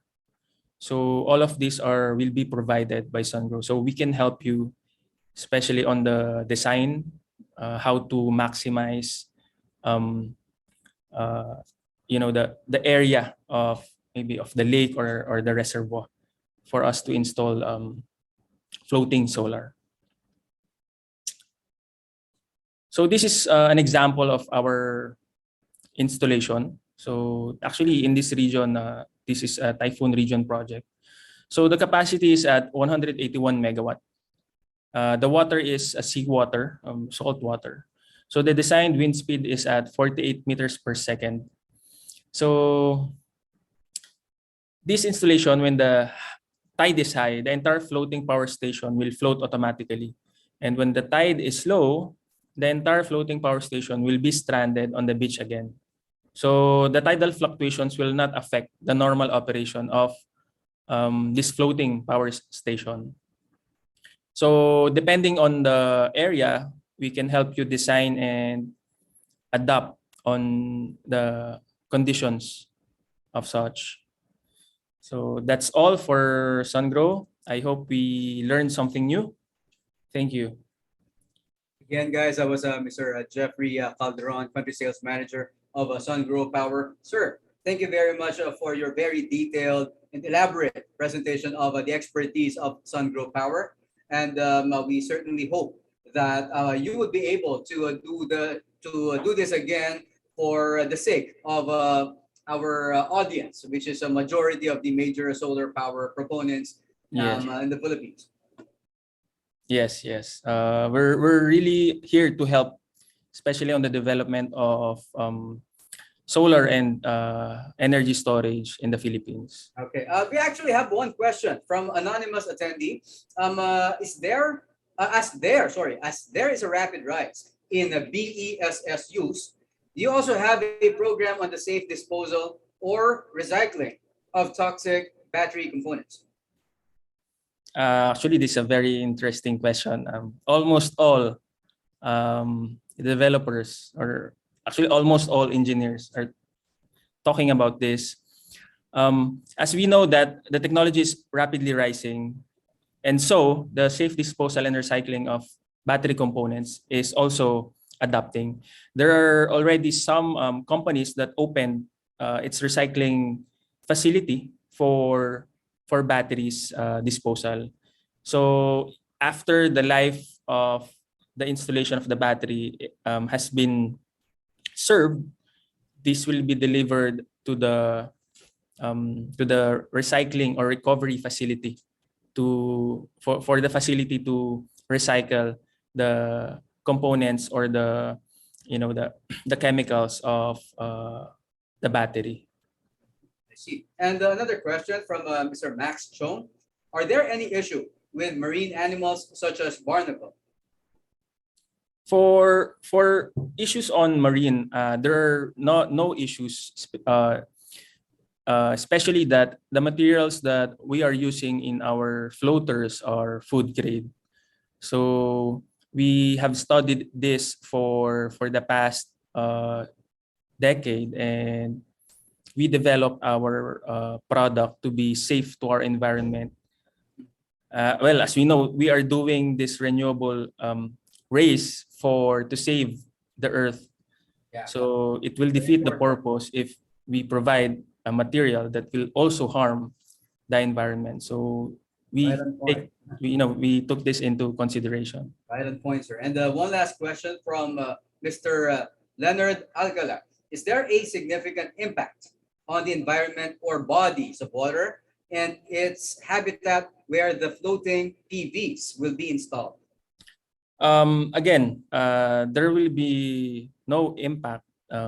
Maybe not no, but close to zero impact, because again, the materials that we're using are food grade, and actually we are also some installation of floating solar are used to save the body of water from from drought, from evaporating. So there are a lot of use for this floating solar, not only on the energy, but also in saving the body of water. Okay, and lastly, from Mr. Arnold Cantileps Jr., we can't miss this one. Does your solutions have management and monitoring tools integrated in the system? Yes. Again, we offer our solution as one. So for the components, it is SunGrow brand. For the monitoring tools, it is also SunGrow. So it's really convenient and easy for all the users and developers to use SunGrow, because you'll just be talking to one brand. Very convenient, right? Yes. Awesome. Okay, again, guys, that was Mr. Jeffrey Calderon from SunGrow Power. Sir, thank you very much for sharing your expertise with us, and we are looking forward seeing you soon, sir. You have a good one. Thank you. Okay, so before I introduce our next speaker, I would like to inform everyone that unfortunately, Mr. Jimmy Planas was not able to wrap up his presentation. But if you would like a copy of his slides, or if you have any additional questions for him, he would be glad to answer it through email. And you may email him at jimmyplanas@yahoo.com. Again, that's jimmyplanas@yahoo.com. We would be pinning his email address on the chat box for everyone's convenience. Okay, so our next speaker, he is the technical service manager of Jinko Solar Asia Pacific. He has over 10 years of experience in the energy, included 5 years in the solar power sectors in Vietnam and international. Currently, he is the technical manager of Jinko Solar in the Southeast Asia market. His areas of expertise relevant to this include power distribution system in medium voltage, solar CNI projects development, implementation, and O&M management. He holds a Bachelor of Electrical Engineer in Da Nang University of Technology, Project Supervision and Management degree in Davila Institute of Training and Management Development, Let's all welcome Mr. Ken Dutrong. Good afternoon, Ken. Yeah, good afternoon, Jan. Can I share my screen? Yes, please. Okay. Have you seen my screen? Yeah, so we are seeing it right now. If you can go full screen. Okay. There you go. Okay. Thank you everyone for your time attending with us today. So I'm Kian Do Trung. I'm Technical Service Manager of Jinko Solar in Southeast Asia market. And today I would like to spend our time to introduce to all of the attendees the newest technologies and the latest PV module generation from Jinko Solar. Okay. First of all, I would like to introduce something about our company, Jinko Solar. At the moment, we are the number one market ship, the PV module shipment supplier to the global market, and we deliver about 100 gigawatts PV module to more than 200 countries around the world, and we took 14.3% market share with about 45 gigawatt module capacity. And Jinko Solar also the PV industry leading in terms of the technologies. Our R&D center is very strong with many authorized patents. At the moment, some of the most important achievement in terms of technologies you can see in this slide, like the highest cell efficiency for N-type monocells. And in the past, we also have many important achievements with the N-type monocells. We received many reputation awards from the PVEL and other research organizations. Yeah, at the moment we have 12 production facilities around the world, include 3 overseas outside of China, 1 in Florida, USA, 1 in Malaysia, and the newest factory, solar cell factory and PV module factory in Vietnam. The rest is stay in China mainland. And Jinko Solar is the number one PV manufacturer brand in the USA, Vietnam, Japan, Germany, and Australia. So you can see in most of the biggest market around the world, Jinko took the number one market share.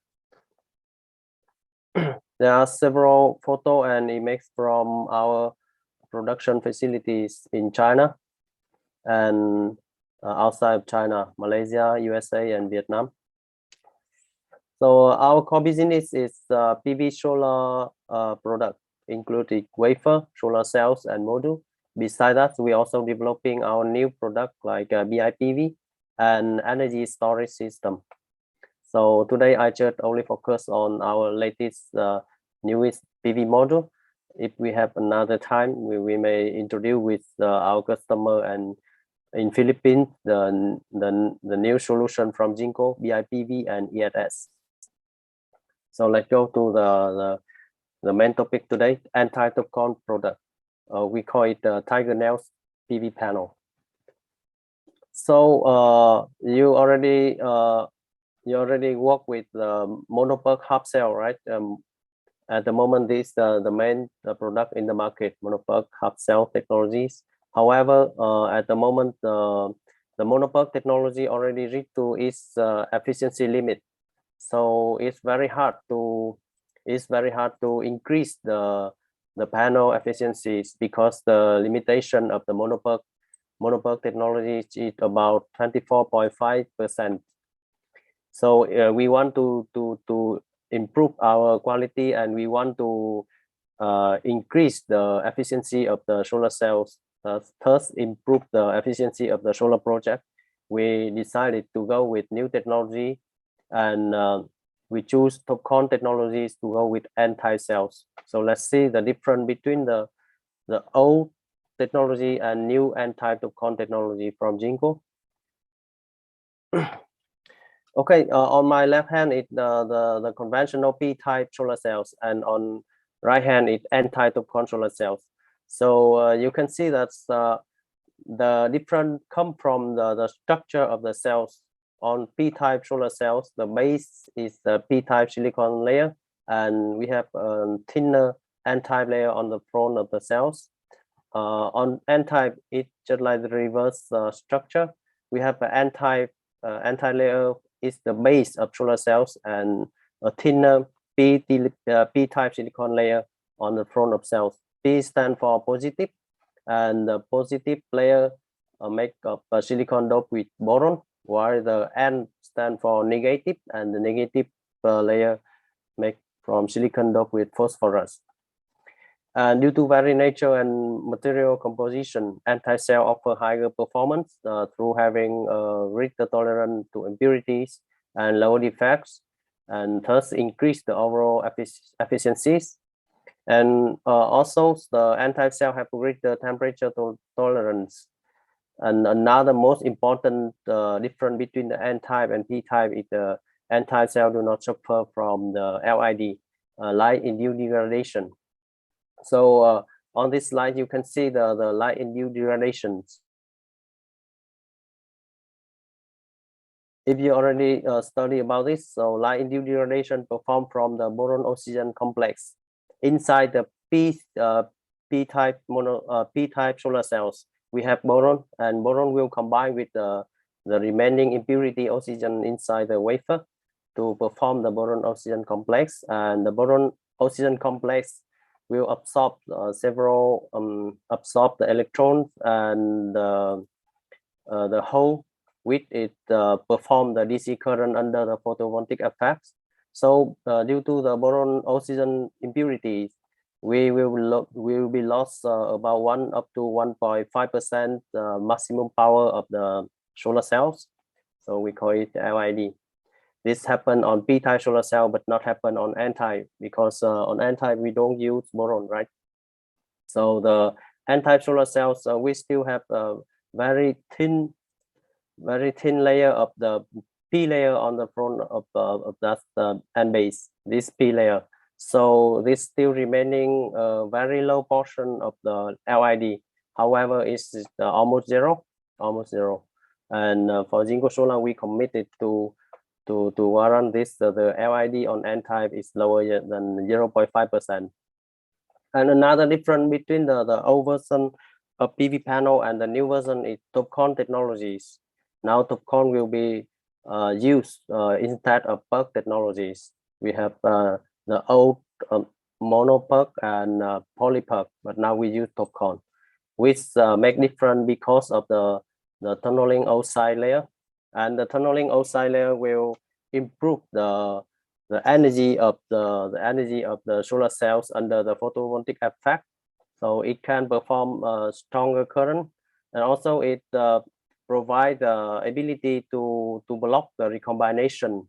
For example, if the electron move out from the solar cell under the photovoltaic effect, in some case the recombination happen. So just like electron come back to solar cells, but now under the effect of tunneling oxide layer, the recombination will be blocked, and we have higher current, thus higher power of the solar cells. So we have higher efficiency panel. Okay, for this product, we use the N-type and TOPCon technologies. However, the other component like glass and frame and the backsheet and the cable, everything should keep the same on the previous version, mono-PERC half cells. So we have the similar dimension. Panel dimension is same and weight is same. However, we will provide a higher 20 watt peak for every panel, plus 20 watt peak.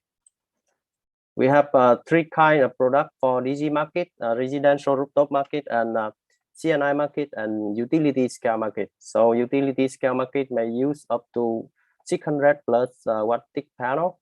However, in the Philippines and in South Asia in general, we recommend to use 72 half cells, which is the output power as of 560 up to 565 in the next quarter. Why? Because we think that the big panel may not applicable for the strong wind area, and Philippines is the most strong wind area in South Asia market, right? Okay, let's go to the some important product advantage. Compared to the P-type product, the first generation of N-type is just 1% and 0.4% linear degradation, compared to 2% on P-type and 0.55% on P-type. And also we extend the warranty term from 25 years now to be 30 years. It's longer because of higher quality. And the most important technical features of the N-type product is the lower temperature coefficient. This is on the P-type product is 0.35. So you have you can see my table here. Under the same cell temperatures, the energy loss due to temperature is 84 watt peak. While under the same scenario, the power loss from anti-solar cells 600 just about 72. So the difference is 12 watt peak per panel. So you can multiple, for example, if you have 100,000 panel, you can make the difference up to 1.2 megawatt. This is the most important thing. And also this N-type product will have the higher bifacial factor for bifacial panel. It will improve energy use in terms of if you use the bifacial solar side with tracker, for example. This one also have higher reliabilities under IEC test. We did all the tests and we saw that this is much better than P-type. And the low light performance of the N-type. Because it's higher voltage, so it allowed inverter to work longer time, start earlier in the morning and stop work later in the afternoon. So we have additional energy use. Also on this N-type product, we use the circular ribbon with the 16 bus bar system. So the previous monoPERC may be just about 10 or 11 bus bar, but now Jinko use a 16 bus bar system. So summary all of this technical advantage, you can see the comparison between the old type monoPERC, old and new technology from Jinko and type of con. We have higher efficiencies, lower LID, lower light induced degradation, a lower temperature coefficient, and 16 bus bar instead of 10. And also first year degradation just a half, just only 1% compared to 2% of the old type. Linear degradation lower and longer 5 years for power warranties. And also if you use the bifacial panel, it's of course higher bifacial factor. So this will bring plus the 3% in terms of the energy generation. So you have 100 kilowatt hour. Now if you use N-type, the same capacity you will bring you 103 kilowatt hour. Okay, and now because it's a higher efficiency, right? So higher efficiency will lead to the lower BOS cost for sure. It's just the general theoretical, and thus bring lower LCOE because it's also higher energy use and higher IRR for the project. Yes, the benefit is clear, and we hope that it will be dominant the new solar market in the next 2022 or 2023. It will be just same like monoPERC replaced for polyPERC in the past 2 years, right? And now it's the era of N-type. There are several slides remaining for the module field testing. We did many testing to show that N-type TOPCon bring higher energy use. It's in China and one in Australia. This done by our customer. And all of these projects show that the N-type TOPCon can bring higher about 4 to 5% energy use compared to the P-type. This is several simulation results to see its advantage. It saves land because it's higher efficiency. It's also lower LCOE because it's higher energy use. Energy use, of course, higher, always higher than the normal P-type, about at least 3%, based on my simulation results for several projects. This is in Thailand, 3% additional. Okay, these are several analysis in terms of economic effect. And for this new product, the compatibility with the inverter is absolutely certified because we use the same glass, same frame and glass and cable, everything same. So no problem with the mounting system or with the current inverter product. So customer can be ensured its applicability with your project. And the capacity globally in next year from Jinko will be 28 gigawatts. Yeah. Okay, I think I finished my my quick presentation of our new product, Tiger Nail series, anti-top-con technology from Jinko Solar. Welcome for every question from audience. Yeah, again, guys, that was Mr. Kien Do Trong, Technical Service Manager of Jinko Solar Asia Pacific. Sir Kien, thank you very much for presenting on behalf of Jinko Solar. And may I also inform everyone that they will be part of our special panel discussion tomorrow, scheduled at 4:20 p.m., wherein his colleague Warren is expected to join the panel session as well. Okay, so Kian, I don't think there are any questions directed to you as of this moment. But should there be any questions coming from our audience, I will immediately let you know. Okay, thank you, Yan. Thank you, Yan, and thank you, everyone. Have a good day. Thank you, sir. Okay, so up next, our next presenter is coming from one of our major sponsors, Trina Solar. As a global leading provider for photovoltaic PV modules and smart energy solutions, Trina Solar delivers PV products, applications, and services to promote global sustainable development.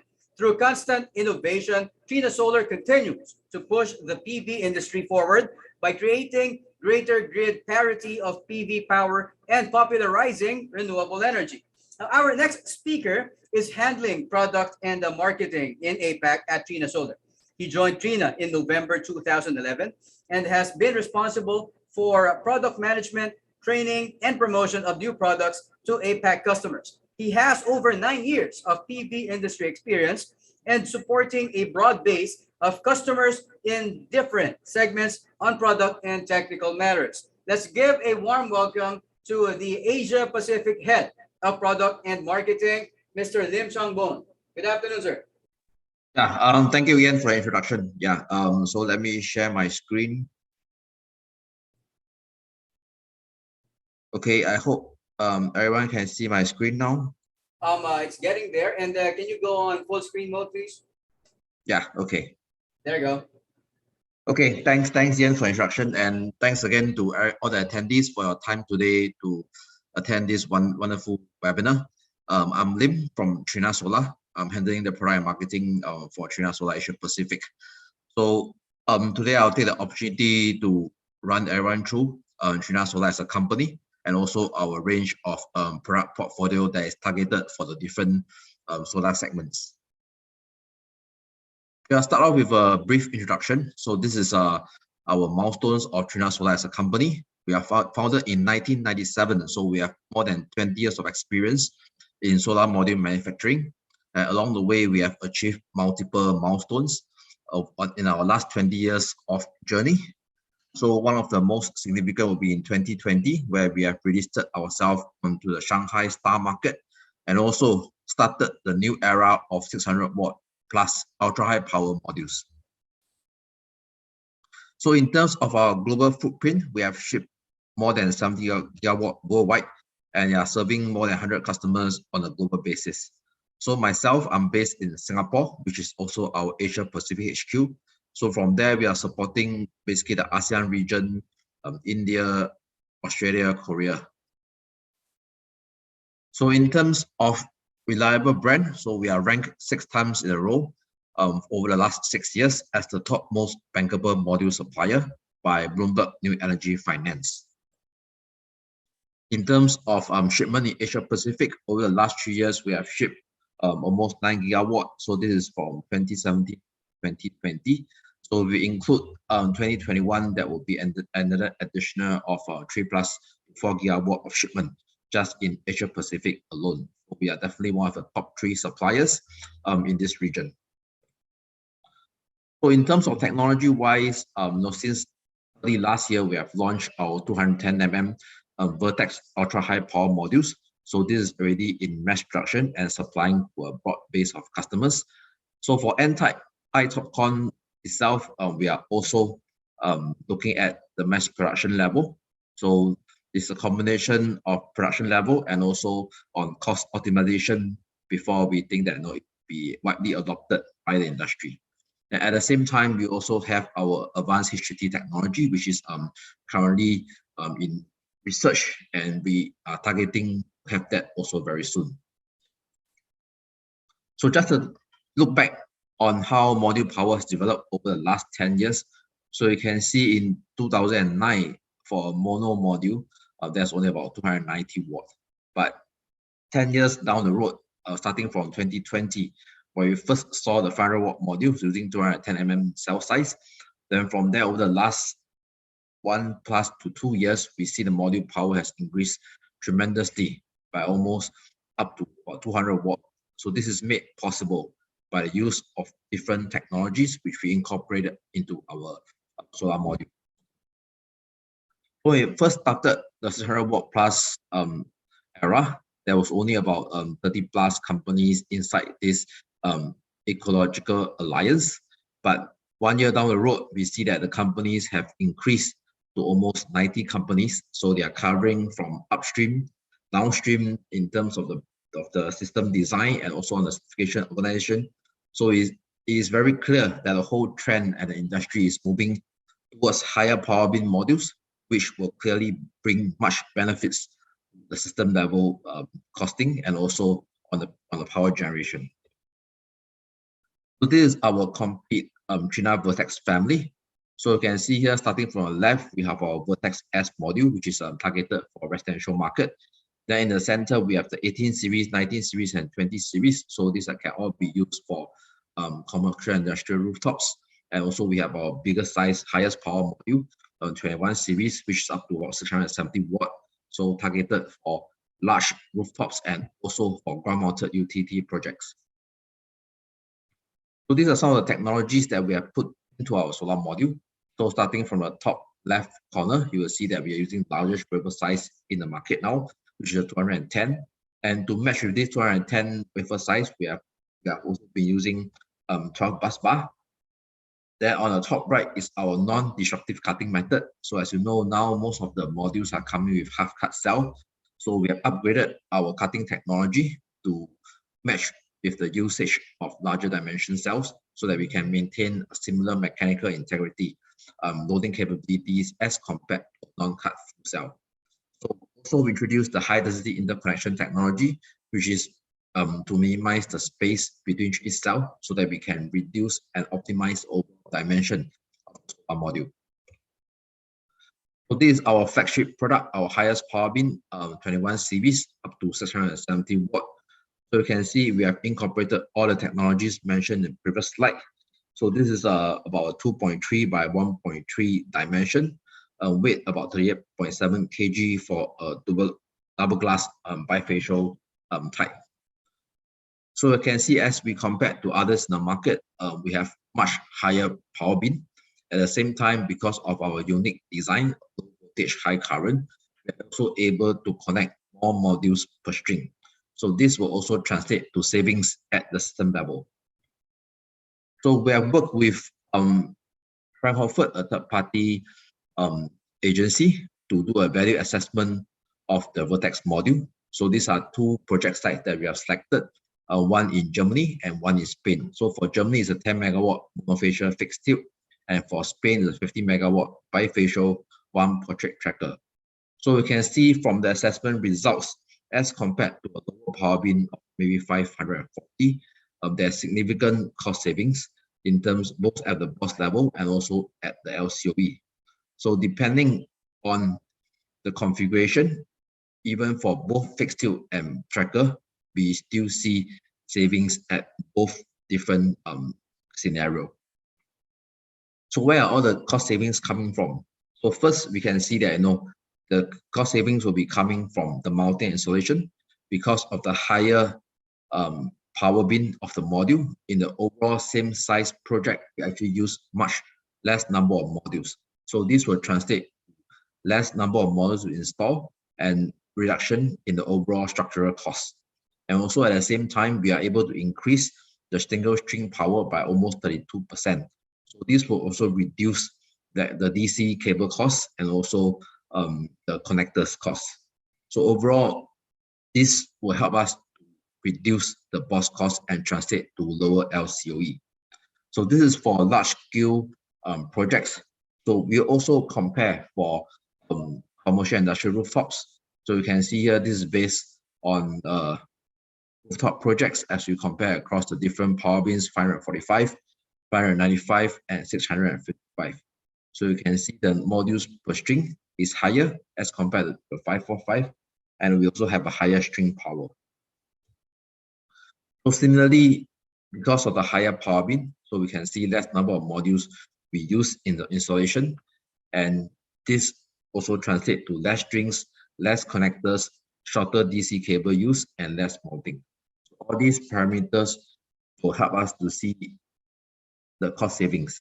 And similarly, because of the less number of modules used, the mounting structures, accessories are also reduced. And this is just an example of an overview layout of how we can lay the larger size modules onto the rooftop in terms of the space savings.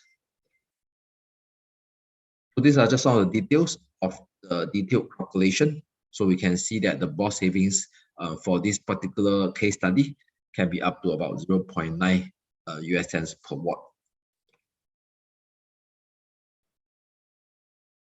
So when we first launched the larger dimension modules, high power modules, there was a lot of questions from different voices of the industry.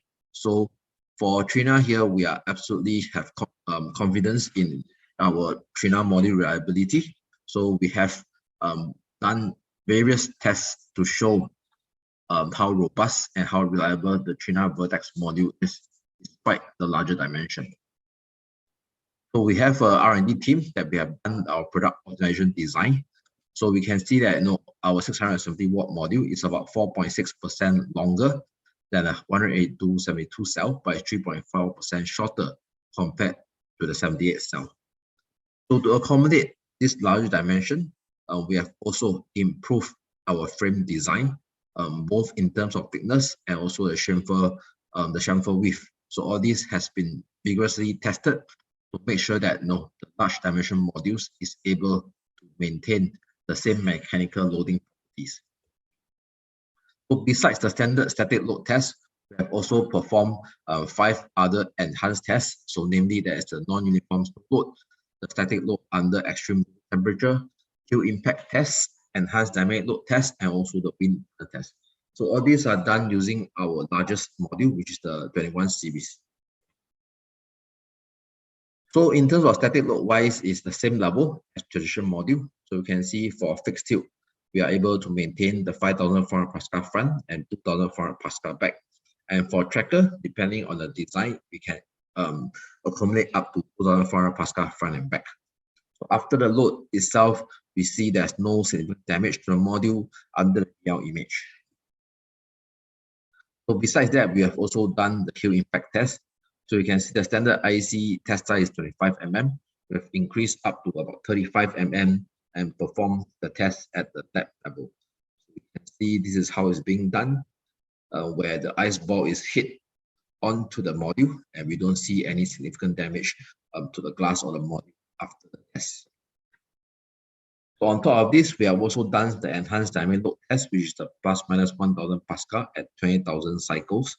So this is about 7.5 times IC standard for single glass backsheet module and 4 times the standard for dual glass module. So even at the end of 20,000 cycles, we do not see any significant damage to the modules. And when we measure the flash test, the power degradation is only about 0.1%. So one of the most exciting tests that we have also performed is an extreme wind tunnel test. So this is the method, this is one of the tests that we use to verify the mechanical stability. So for this particular test, we apply the wind load from 30 meters per second all the way up to 62 meters per second with a duration of 30 seconds each. So you can see up to about 53 meter per second wind speed for the installation method of screw and hybrid, which is screw plus clamp. We can see the Trina modules is able to pass the test. So as mentioned, this is a larger dimension module. So on the left is our conventional packing method, which is the two horizontal stack method. So on the right is our new innovative packing method, where the modules will be placed vertically inside the carton box. So this is how it look like inside a 40 container. So we can see that although the total numbers of pallets per container are reduced, but because of the higher power, which is about more than 100 watt higher as compared to others, we're actually able to pack more power per container. So these are some examples of the projects that we have already delivered with the 21 series. So this is one project in China, 112 megawatt. So you can see the picture on the right. We have a stand supporter to assist our customers in unpacking solar modules. So this is also another project that we have developed in Japan. You can see the pallet itself can be transported by using the forklift with some additional measures, which we have detailed in our packing and unloading documents. And the module itself can be easily handled by 2 workers on site. And this is one project in Korea where we have also delivered our 20 series necessary watt modules. So because Trina Vertex modules is based on a low voltage, high current design, so we have also worked with different mainstream inverters manufacturers to have compatible models. So you can see here most of the big inverter companies already have compatible models that will work with this low voltage, high current modules. So besides that, we have also worked with the various tracker companies, the top 14 suppliers, and ensure that there's a suitable design to use together with our large dimension modules. So for Trina, we have also come up with a website where customers can check on the inverter compatibility. So yeah, you can take down the website. You can take a look at it, and you can select the different power beam modules, the different scenario, and search for the appropriate brands of inverters that will be able to match with the selected modules. So overall, we have shipped more than 10 gigawatt of Vertex and still counting. In our pipeline, we have over 25 or 30 gigawatts of Vertex modules. So this has been installed and shipped all over the world, even in our ASEAN region. We have supplied to various projects in Thailand, Singapore, in Vietnam. So these are just some of the case studies that we have done before. So it can be installed on major industrial and industrial rooftops. And of course, this is standard ground-mounted projects where we can reap the most benefits from these high-power modules. And as mentioned, from the previous speakers, these high-power modules can also be used for floating projects, which is getting a lot of popularity in our region. Okay, so with that, I've come to the end of my presentation. Yeah, thank you, everyone. Thank you very much for the very elaborate presentation, Mr. Lim.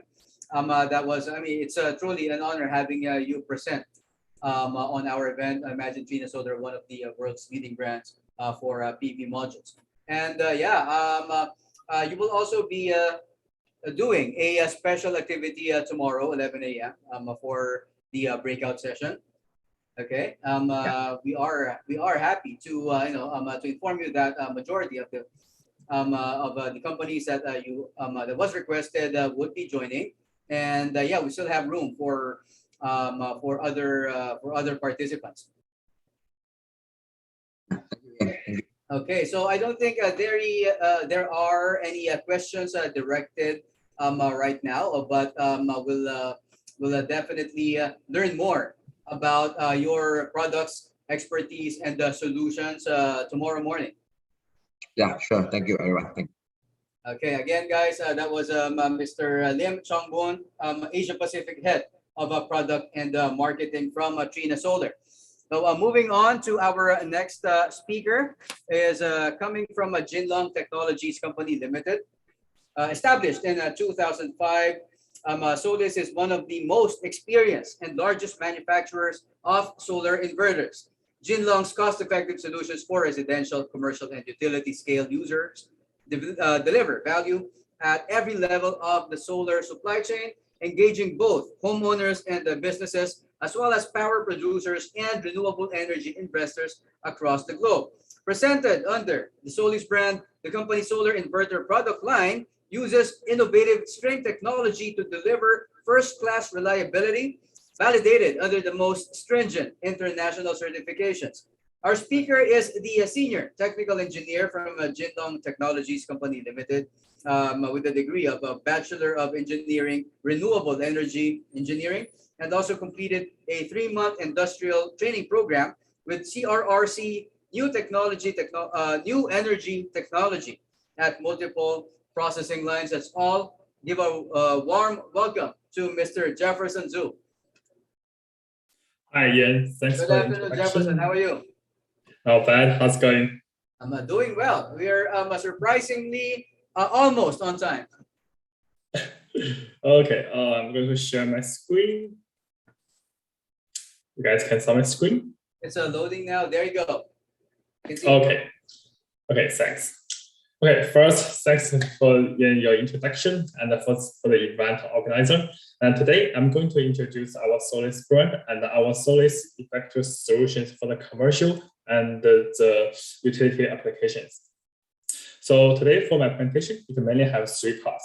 First is our company profile. So who we are, what did we achieve financially, and what we achieved before. And the second part is our commercial and utility solutions. And the last part is our reliability. Personally, I think reliability is very important because especially for the commercial job, we don't want if anything happened for the system, it will be a lot of money cost. So first part, our company profile. So who we are. Solis, we have focused on, it's a typo here. String inverter over 17 years. Our company is established in 2005, and we are one of the most experienced and the largest manufacturer of the solar inverters. Our completed new PV inverter production facility, including entire industry chain in 2009. In 2012, we have developed a joint academic workshop with Shanghai Jiao Tong University. In 2015, our equipment is installed at Alpha Tower, which is achieved by others, which is quite good.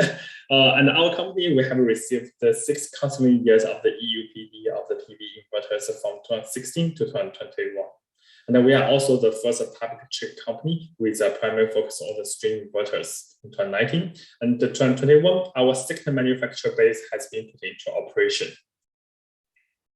So company profile. We have a total asset over $819 million. We have over 2,000 global employees and over 300 engineers from R&D team and the service team. So we have just like our engineer to provide best service to you. Financially, we have 0 bank debt. This is our annual result from 2020. Unfortunately, 2021 is not ready yet. So, but I think this still can prove something. For our sales, it's increased $321 million, which is 83% more. Our profit is increased up to $49 billion. It is 1.5 times before. And also our sales are growing. So our script goes for the shipment. We have the lead in string inverter technology, reached 20 gigawatts global shipment milestone. As I mentioned, our second manufacturer base is put into operation in 2021. It's cover over 100,000 square meters, and it's already put into operation now. So also you can follow us on our social media. We have LinkedIn, Twitter, Facebook, and email. And we have the brochure and some technical videos there as well. So if you're interested, you can follow us. So second part, our commercial and utility solutions. So what products do we have? First, I'm going to introduce our 5th generation commercial products. This here is the 2 series. One is from 25 to 40, and another one is from 80 to 100. You notice each series have 2 product chain. This is because S5 is our latest product, have the bigger DC allowance, input allowance, which is 16 amps, we compatible with the 182 panels and 10 panels, and also have the bigger IP rating class. So start from 25 to 40 kilowatts inverters. We have the maximum input current, the 13 of 16 amps, depends on which inverter. We have a DC to AC oversizing, it's 1.3 and up, or 3 or 4 MPPT design, depends on the size of the inverter. And each MPPT will have 2 pairs of the input. Maximum efficiency for EDC inverter is 98.8%. For the smart inverter, we have a string level monitoring, remote upgrade, integrate FE string scan, and it can support 24 hours consumption monitoring. And this is mainly for some small commercial sites or residential system. And for reliability, it has the natural convenience fanless design, optional anti-PID function, Type 2 SPD on both AC and DC, and optional AFCI function put in as well, makes a fuel-less design much easier to the maintenance. This inverter is on, no matter which size is it, it's 45 kilogram. It's very light, and also you can see the size here, it's very small as well. So for the 80 to 110 kilowatts inverter, so efficient, its maximum input current can be 13 or 16, depends on the inverter. And the oversizing size can be 1.3, which is can be maximum the performance and for the financial rebate as well. It can be 9 or 10 MPPT designs, depends on which inverter size, and have the maximum efficiency 99%, which is very high. Also, compared to the 24 to 40, the only difference for the smart part is the consumption monitoring, which is not unlikely to use for this side of the inverter. For reliability, I have an optional anti-PID function, Type 2 SPD on both AC and DC, optional AFCI function, and I have the IP66 as the for the operation class. It's the best choice for the medium to large commercial system. And here is some scenarios, general scenarios for our inverters. For all our inverters, no matter which generation, 2G, 2nd generation, 4th generation, or 5G generation, all of them can just like at one side, and all our accessory can support to just like wire them together. It can be more flexible to the design to existing customer or the new customer, and you will have which number of the capacity you want to achieve. For the monitoring part, especially for currently for these days solar system, we need the remote monitoring. For our Wi-Fi dongle monitoring option, we have the Wi-Fi dongle or GPRS dongle or LAN dongle to support different kind of requirement. And for each one of them, plug into the inverter and do the settings, and you can add all the inverters onto the same plan. You can monitor all of them at once. Also, we have the data box option as well. For this one, it will require to use the IS45 cable to wiring all the inverter together. Just it will be up to 10 inverters per box. You can have multiple boxes at one side. It has the Wi-Fi or GPS function options as well. So, and also for some cost-effective solutions, we have the PLC function monitoring box as well, which can our inverters integrate communication board generated PLC signal. The PLC CCO convert to the IS45. This is an optional function, but it can be save a lot of money. Since we have the cost-saving solutions, also I have to mention our inverter also support 2-in-1 connectors with Y connectors to combine 2 strings connected to 1 input of the inverter, save cost of the DC cabling. Consider the following factor: more distributed inverter layout, Y connector from 1 6mm square string from 2 4mm square string. It can be just like the overall DC wiring cost can be reduced around 20%. Also, another option is to use the AC cabling for the AC side to save the AC cabling cost. And for overall, just of course, you need to base on some estimate. So overall, we think the AC wiring cost can be reduced around 50%, which is a lot like the half price cost. Also, our inverters support the acceleration or consumption monitoring, depends on which inverters. For our 25 to 40, it supports the consumption monitoring, and it will be flexible. Back for power can be 0 or a number you want to input. Easy to set up through our inverter LCD screen, or our so let's guarantee all our inverters will have a screen on it. And the can dynamically input the inverter output, limited output based on your house load. So you don't need to worry about this part. Also, sometimes we have the multiple inverters at one site, and there is some weird number you want to achieve for the experimentation. We also have another product called EPM. Just EPM will work like the meter combined for the multiple inverters. So if you can just for the EPM-5G, it can support for up to 10 inverters. And if you have bigger than, we have the plus version for up to 80 inverters as well. So for the enhanced performance of the solution, the PID recovery, this will be automatically started when the PV aeration is low at night. It's a built-in solution, so it cost more money, and it recovers the decoration as well. This is the best it can help for the system performance.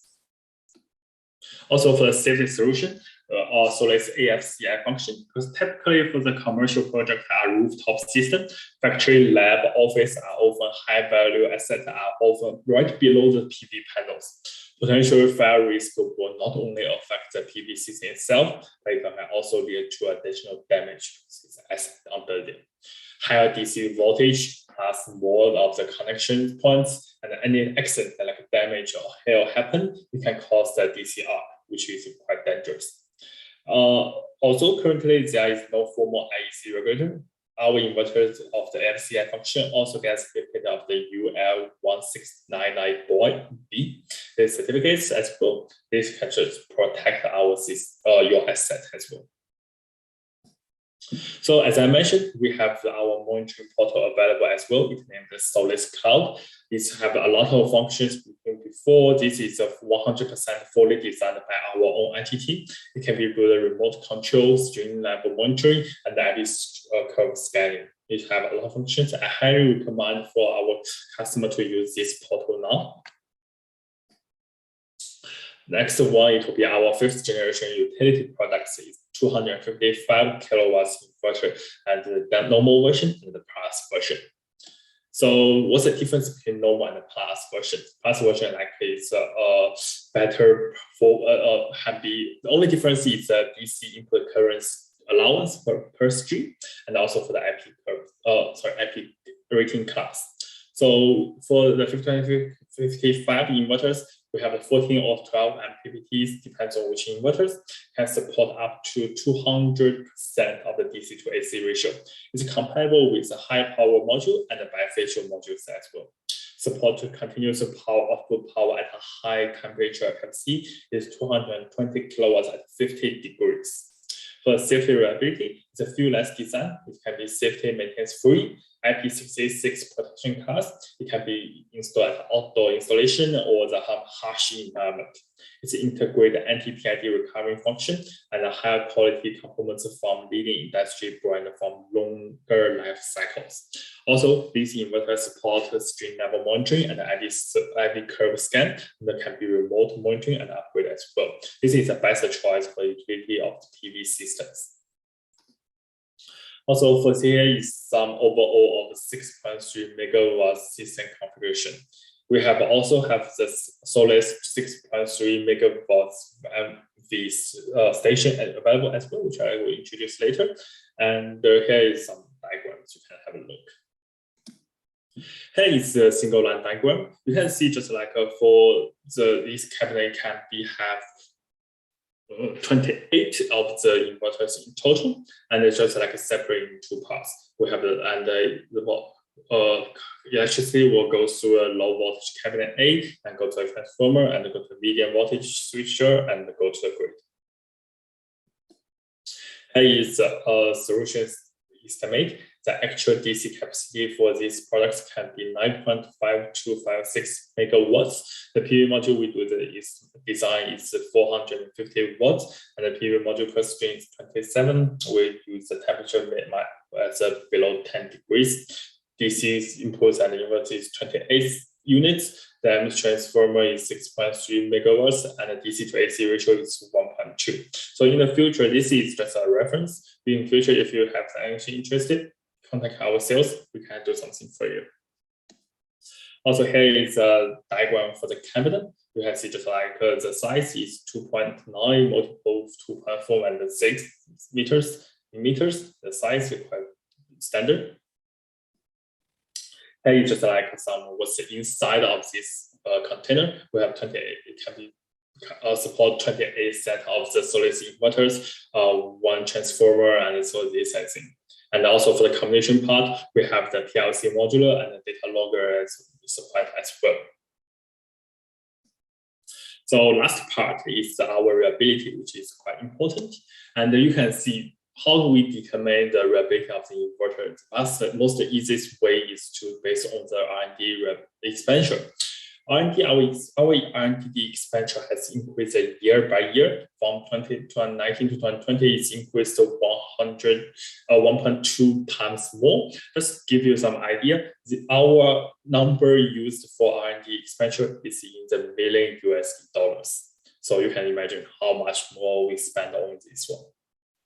And as I mentioned, here is some photos for our second manufacturing line. You can see everyone is wearing hat, wearing jacket. We're trying to build a dust-free environment, and we guarantee all our inverters is tested before shipment. Here is our way, as I mentioned, we only use a reliable of the components, and here we are a German brand, US or Japan brand, and as I mentioned, 100% test before shipment. So which lead our test fail rate is very low. And all our inverters today and in the future will have a display screen on it. So it's much easier to do the design, it's configuration and for the monitoring purpose. Also, our inverter is the top of the range lifespan projection inverters category as a DNV-GL. After they've done all the several testings and they have a conclusion. Our inverters have more than 25 years lifespan, which is it's a long time. So our global service is around the world. Our head office is in China. We also have an office in Vietnam, mainland, and Australia, which I was based in. And also in the future, if you get any questions, you got there's something you want to double check, you can always use for contacting to give us a sales, give us a call or send us an email. So we can always get to help. So thanks everyone. This is all for my presentation. Thank you very much for sharing your expertise with us, Jefferson. I actually have a personal question. I'm not sure if this is covered by your expertise, but so many do-it-yourselves solar setup is emerging right now. So yeah, even on a home-based application, what are your thoughts on this? Like solar PV installation without the assistance of experts such as yourself. I think it's just like for currently for the solar industry, everything has to develop and the technology is very good right now. I think, and also globally solar industry, so these products is getting more and more popular. I think, and also for example, I'm based in Australia. So in Australia, there is a lot of new standard come out and just like to guide the industry. So I think this is, of course, it's a good industry. Yeah, because I understand that different countries may have some different regulations when it comes to these setups. But yeah, here in the Philippines, I think there are some small scales that they are able to purchase this and some of this equipment over the counter. But I'm sure our friends from DOE and the other our viewers from the relevant authorities would be able to come up with some guidelines just for for safety. Yeah, of course. Okay. Again, guys, that was Jefferson Su, a senior technical engineer from Jinlong Technologies, together with with Solis Inverters. It's a pleasure having you present on our event, Jefferson, and we certainly hope that this won't be the last time you're going to do it. My pleasure. Okay. All right. So yeah, before we get to our next presenter, I would like to, of course, especially thank our supporters and sponsors. Without them, this won't be a huge success. As of the moment, we still have 347 participants on the Zoom platform. We were able to peak at 399 as far as I can remember earlier. So thank you very much for staying, guys. We certainly saved the best for last. We will have Attorney De Banadera, the chairperson of Energy Regulatory Commission, joining us a bit later. But before her presentation, like I said, I would like to especially mention our platinum sponsors, namely Goodby, your solar engine, they presented all the way from China. We also have SunGrow, Chint Global, PV, EasyRack, a Clenergy Technologies company. We also have Trina Solar, one of the world's leading brands for solar PV globally.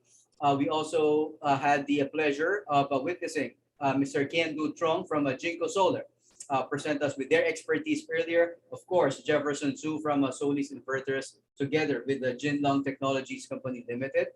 Our gold sponsor, Growat, Photonergy, Sunways, our documentation sponsor, Tongway Solar, our supporting companies, Season Power, Risen Energy, Innovare, together with Enerwise. Also, special shout out to our viewers right now, specifically Solar Energy, Philippines, AC Energy, Department of Energy, along with the Department of Science and Technology. Thank you guys for being a part of this significant event. We have viewers coming from the, of course, Energy Regulatory Commission, San Miguel Corporation, together with Global Power Holdings Corporation.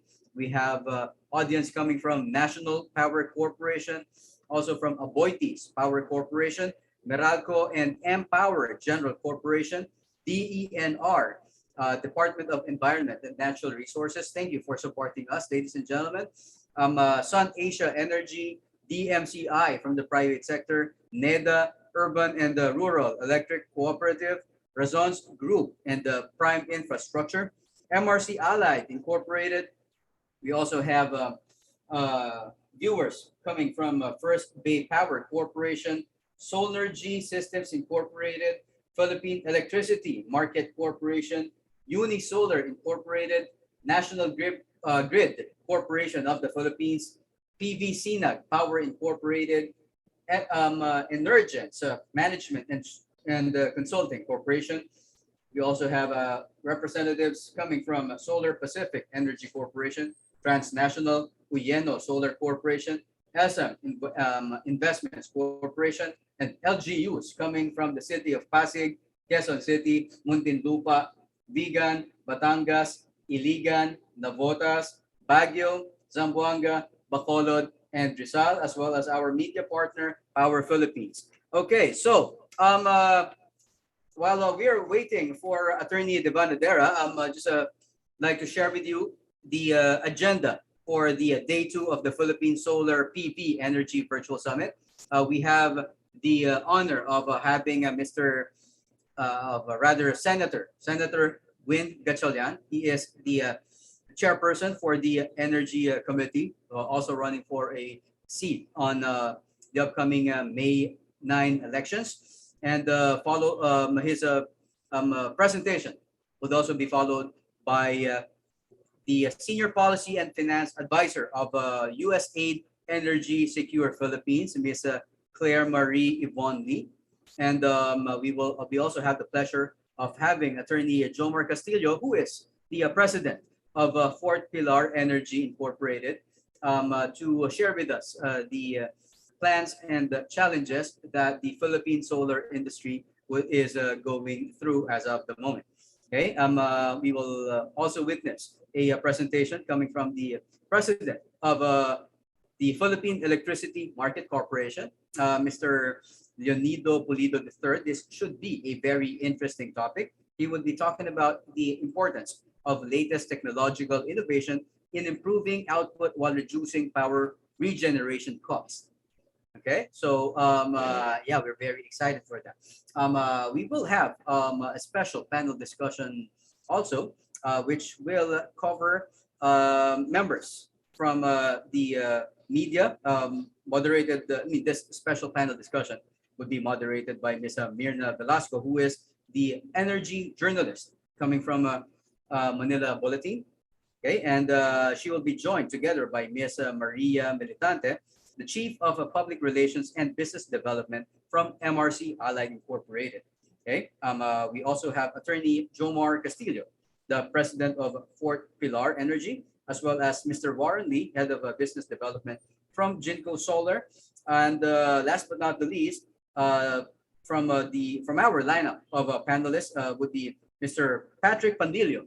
He is the Chief Operating Officer from a Spectrum, which is a subsidiary of Meralco. We are very excited to have this level of all-star cast joining us in the panel discussion for the very first Philippine Solar PV Energy Virtual Summit. And we also have a special activity tomorrow morning, 11 a.m., which is a special breakout session with Trina Solar. Okay, if you are available during that time, you are free to join us for the breakout.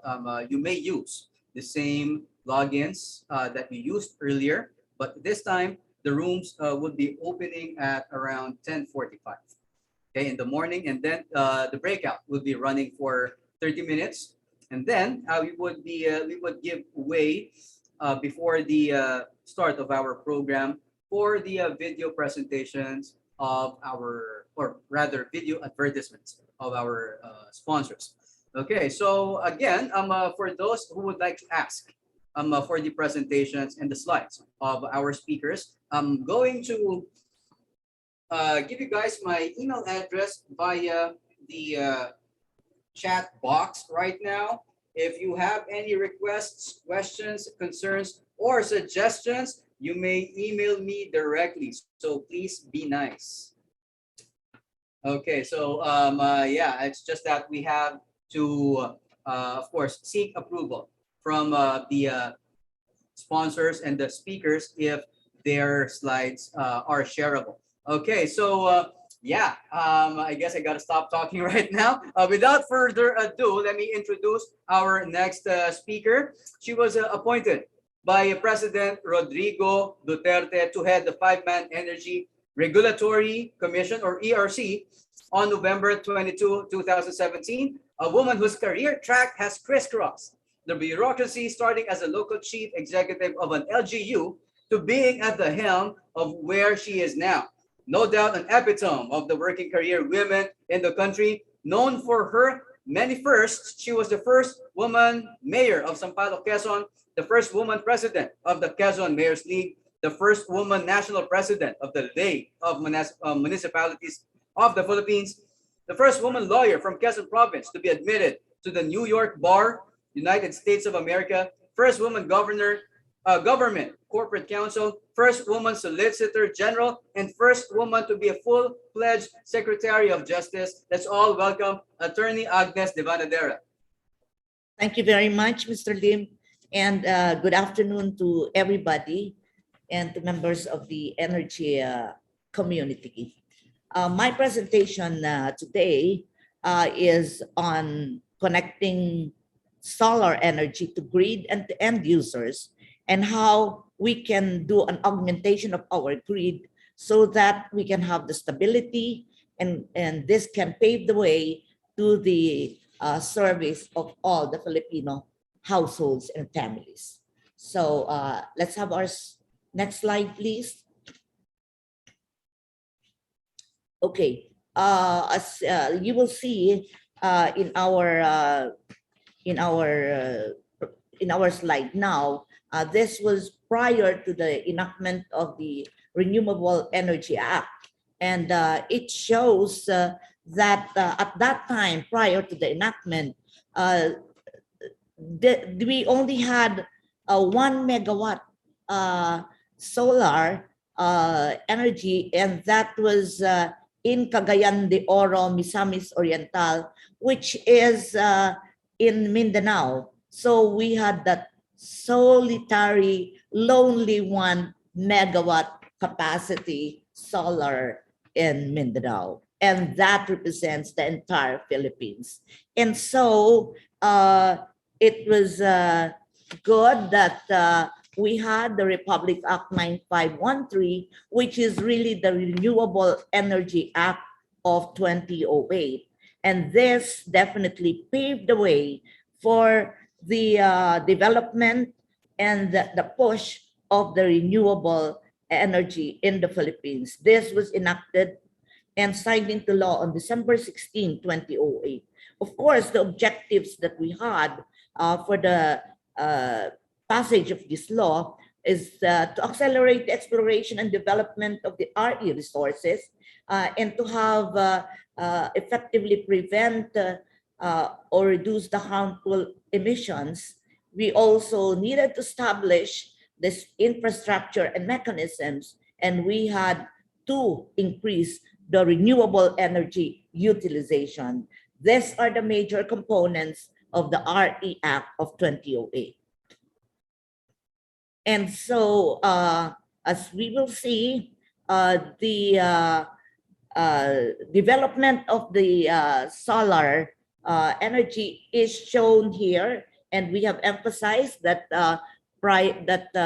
at the start we only had 1 megawatt power plant, and with the enactment, the growth of the solar really overtook even the other RE technologies which we have been developing in the Philippines. So you will see that the geothermal, the hydro, biomass, and wind have all been overtaken by solar once we had the enactment of the law.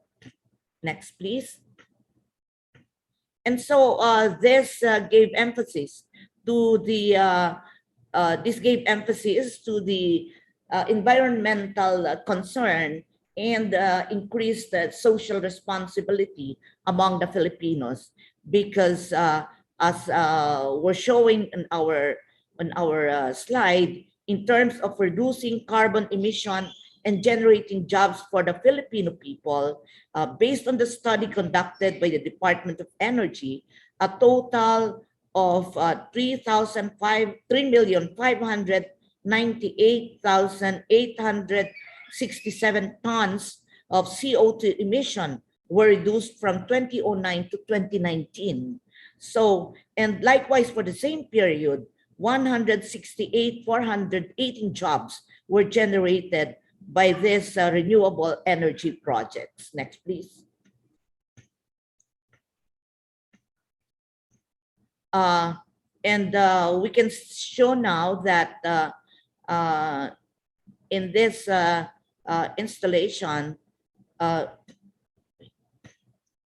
we are showing here how the development of the solar PV installation progressed and kicked in as we brought in the rules and the framework, the regulatory framework, which ERC is mandated to do.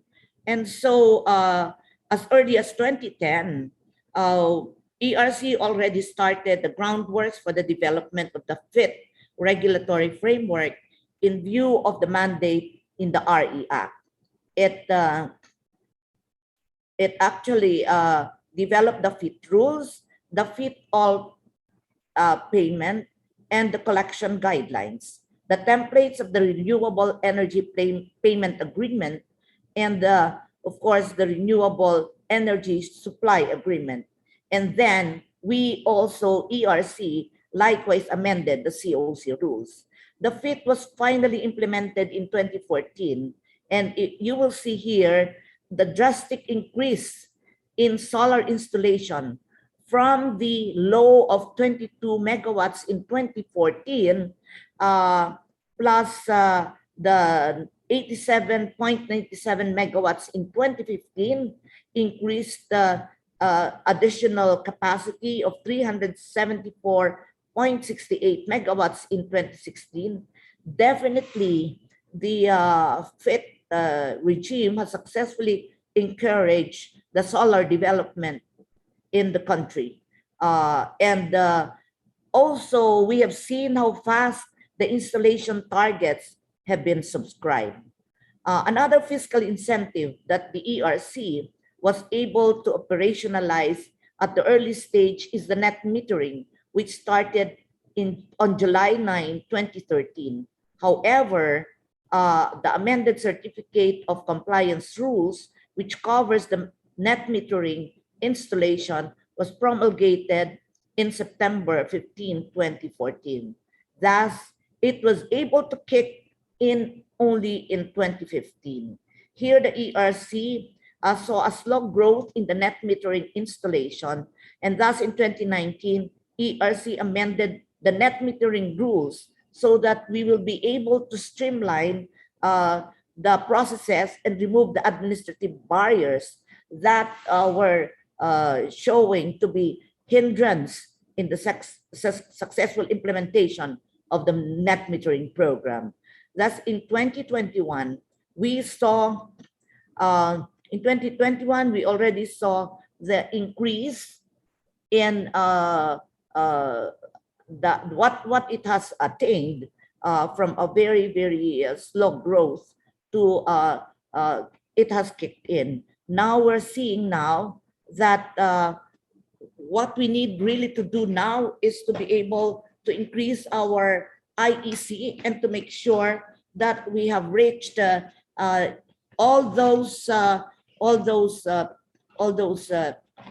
future participants and those who have started to inquire into the installation of the net metering program. Next, please.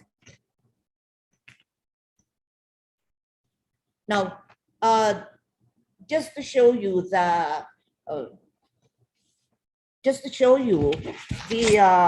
statistics on the solar facilities that we have granted in ERC, the certificate of compliance or COCs, and at times they are granted the provisional authority to operate or POWs because of certain shortcomings in their compliance to the requirements. You will see here that as of today, there are a total of 63 solar plants commercially operating with a total capacity of 1,419 megawatt peak or MWP. Moreover, there are 164 solar self-generating facilities with a total capacity of 71 megawatts peak. We also have the 5,716 solar installation of the qualified net metering end users, and now we have attained a capacity of 47 megawatts peak. So clearly, the solar can now compete with the rest of the technologies. As we said, that the solar has overtaken even the other technologies which were there even ahead of solar. Next, please. So what are the drivers for the solar development or to accelerate the solar development, and which really accelerated? So the first is the feed-in tariff system, which I mentioned and showed in the previous slide. It has really kicked off the development of the solar. In fact, as we said, the installed capacity was actually completed, availed of in so short a time. And then we have the power supply agreement because, can we go to the next slide? Oh, okay. For the feed-in tariff, we have shown that with the promulgation of the FIT system in July 2010, pursuant to RA 9513, that mandated ERC to come up with it. We were in consultation with NREM to formulate and promulgate the feed-in tariff system. The law also requires that solar should be given priority connection to the grid, as well as priority purchase and transmission and payment for such electricity by the grid system operators. So these are the things that really gave solar a very hard push. Now, there were two rounds of the feed-in tariff. The first round was for an installation target of 50 megawatts with an approved rate of 9.68 pesos per kilowatt hour. And there were 6 solar plants that made to this round with a total capacity of 67.60 megawatts. The second round was really for an additional 450 megawatts installation target for the fit rate of 8.69 kilowatt hour. There were 17 solar plants that made to this round with a total capacity of 417.05 megawatts. And if we will see, take note that from the first round to the second round, the fit rate went down by 10%. So the total capacity for the first and second actually amounted to or reached 484.65 megawatts. So next please. Because the solar has attained a certain degree of maturity already. Next. The power supply agreement also has become a vehicle and has given a push for this. Actually, there were a lot of takers already by this time, and by the time that the Department of Energy has already come up with a competitive selection process, and because the solar has reached grid parity, they already participated, the solar developers already participated in our competitive selection process. Right now, in fact, we have about 20 rate cases being processed. The table there will show that the solar PSAs, with the approval of the Commission, 7 out of 10 have already their final authority, and 1 with provisional authority, and 2 have already their interim relief. So the record shows that the range of rates for solar is from 2.99 to 8.75 pesos per kilowatt hour. So it started, of course, the rate was high initially, and then it went down. But right now, the rate is 2.99, and with an escalation rate, it's about 3 pesos plus. So this is what competition has done insofar as the rate of solar is concerned. The FIT, of course, came up with a much higher rate, but that was to provide incentive. Now it has the solar has become very competitive, and now we go to the net metering. As before,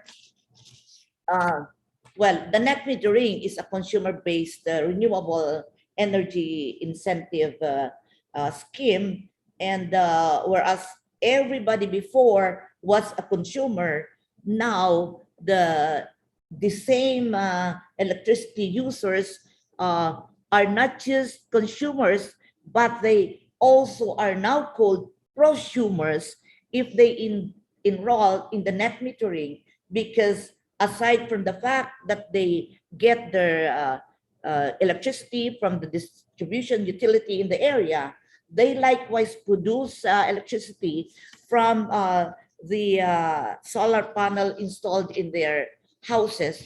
And so they are both producer and consumer. And the net is usually they have more than what they need. They produce more than what they need, and therefore the excess is being exported to the distribution utility in this area. There are the qualified end users are those entities that generate power from eligible on-site RE facility, such as house or office building with photovoltaic system. Of course, needless to say, their electric meter, is definitely different because it must be able to capture what goes into the house and what is exported out of that house or facility. And now, again, as you will see, the net metering as of December 31, 2021, there are 5,716 qualified end users under the net metering program with a total capacity of 46.729 kilowatt peak. Over the years since the net metering and was implemented, there is an increase in both the number of qualified end users and the capacity under net metering, which is a clear indication that the net metering program is a success. However, that's not all that we saw and we learned from the net metering program. It is likewise a system of empowering our electric consumers, because then they are able to provide and produce instead of just consuming the electricity. It is an empowering program. And also the housing sector has become involved in the net metering with no less than the financial institutions of the government incorporating or factoring the solar panels into the cost of the house. And therefore, the cost of the solar panels are actually now financed together with the housing project, and the repayment is spread over the years. So this is the reason why we're saying that the net metering is really an empowering program for our people. Next, please. Still on net metering, the slide will show that the concentration of the net metering installations is in Luzon, with 72% of the total capacity and the 23% in the Visayas, and the remaining 5% is in Mindanao. There is so much to be done when it comes to IEC, or so that more and more people can participate, and more distribution utilities will be able to participate in this kind of program. We have streamlined even the way, the application and the action that how the distribution utilities must act and process. Next, please. So still on the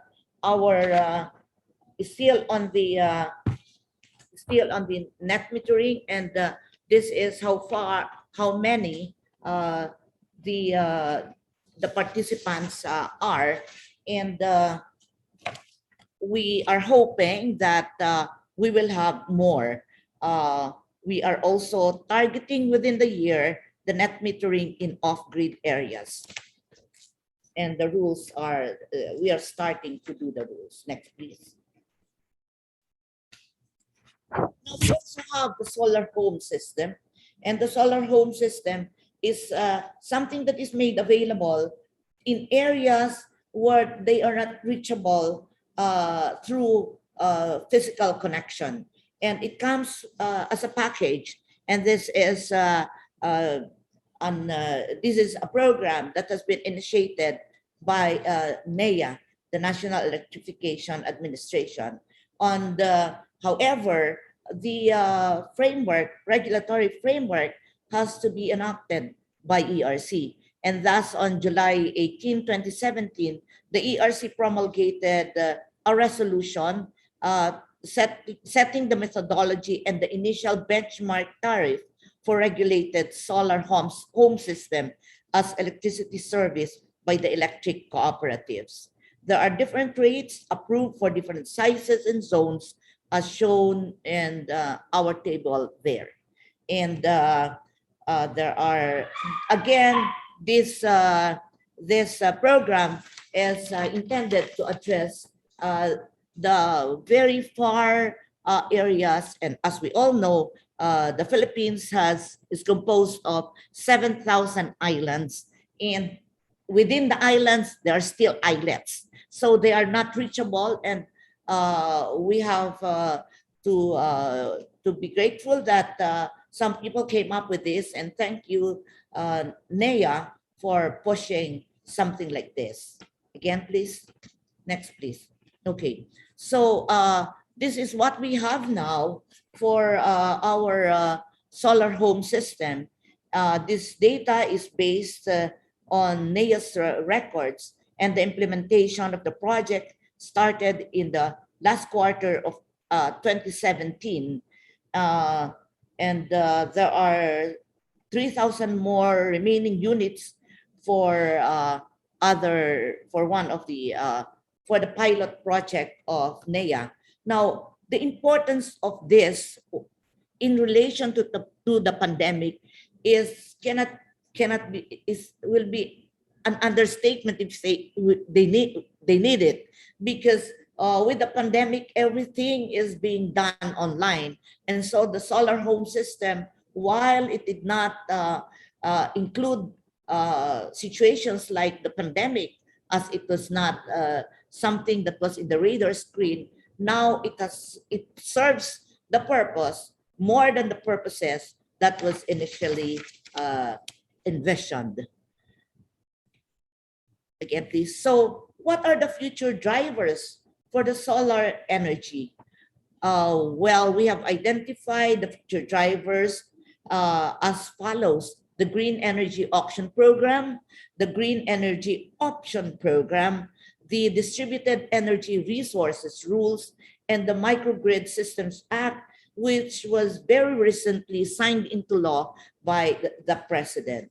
So let's go and see the future drivers. Let's see first the Green Energy Auction Program. This is initiated by the Department of Energy, and DOE has already determined the competitive bidding process under the GIAP. And it is one of the best ways to accelerate the development of renewable energy systems and the promotion and commercialization of its applications, so that we can encourage free and active private sector participation and investment in all energy activities, and provide adequate capacity to meet the demand, including reserve requirements. We cannot motivate the private sector to get into this if they will not be given the framework for the opportunities, and also the opportunity, of course, for them to earn. So DOE has already published the notice of auction, which was done on February 9, 2022, with the total target capacity of 2,000 megawatts. And the total target capacity for solar is 1,260 megawatts, and 900 megawatts of which is allotted for Luzon, 200 for Visayas, and 100 for Mindanao. So ERC has already will be promulgating and has until April 9, 2022 for to promulgate the rules, because the law provides that we should be able to promulgate that not later than 60 days after the publication of the notice of auction. Next, please. And I suppose DOE may have discussed this more in details. Now we have the Green Energy Option Program, and the GEOP is a voluntary policy mechanism that provides the electricity to our end users with the 100 kilowatt and above demand. And this is really, they will be allowed to choose the RE resources as their source of energy. And we're saying that these options have been made available to end users, so that this will also contribute in the development and utilization of the RE resources. As mandated, it should be in the least cost and in a sustainable manner. So if there are more users, then of course, this will be an acceleration and development of the solar. And so we have the RE suppliers, and they must secure their retail electricity. Now, we have made a list of the RE suppliers under the GEOP. And right now we have 17. And these 17 are ready and have prepared for these opportunities. Now, next please. The Green Energy Option Program.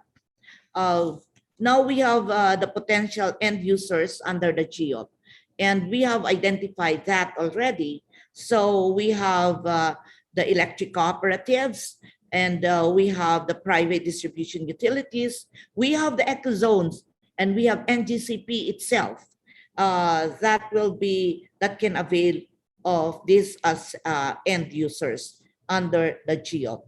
And this is based on the data gathering that we have, and with a potential of 9,387 end users with a total capacity of 3,342.13 megawatts under the GEOP. Hopefully, this opportunity for the solar industry will be maximized, and so we can contribute and address the demand under this program. Now, the distributed energy resources rules, we have the rules, of course, governing the ownership and operation of DER, and we target the promulgation of the rules within the year. The proposed DER rules, it has been more or less put together by our consultant, and it looks that we will be able to provide enabling mechanisms for the solar developers so that they will be able to provide supply to qualified end users, both for the on-grid and off-grid areas. There are just a few more steps left, and one of which is the presentation to the commission, because now the consultants have already packaged it. But all this, we still lack something, and it's good that we have the new law already enacted, RA 11646, which is the Microgrid Systems Act. This will definitely accelerate the electrification, and this RA, we are intending, it is intended that both the unserved and underserved areas all over the country will be within the reach with a establishment and development of the microgrid systems under this act. And we also are looking forward that there will be such participation, active and substantial participation from the private sector. And hopefully we will be able to provide the competitive environment so that the different kinds of energy sources will be available. And of course, we need to prioritize the low cost and the indigenous and renewable and environment friendly sources of energy.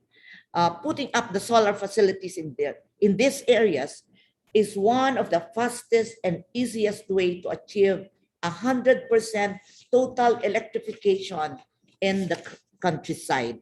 However, as I said, the law has just been signed and the IRR has not been issued yet.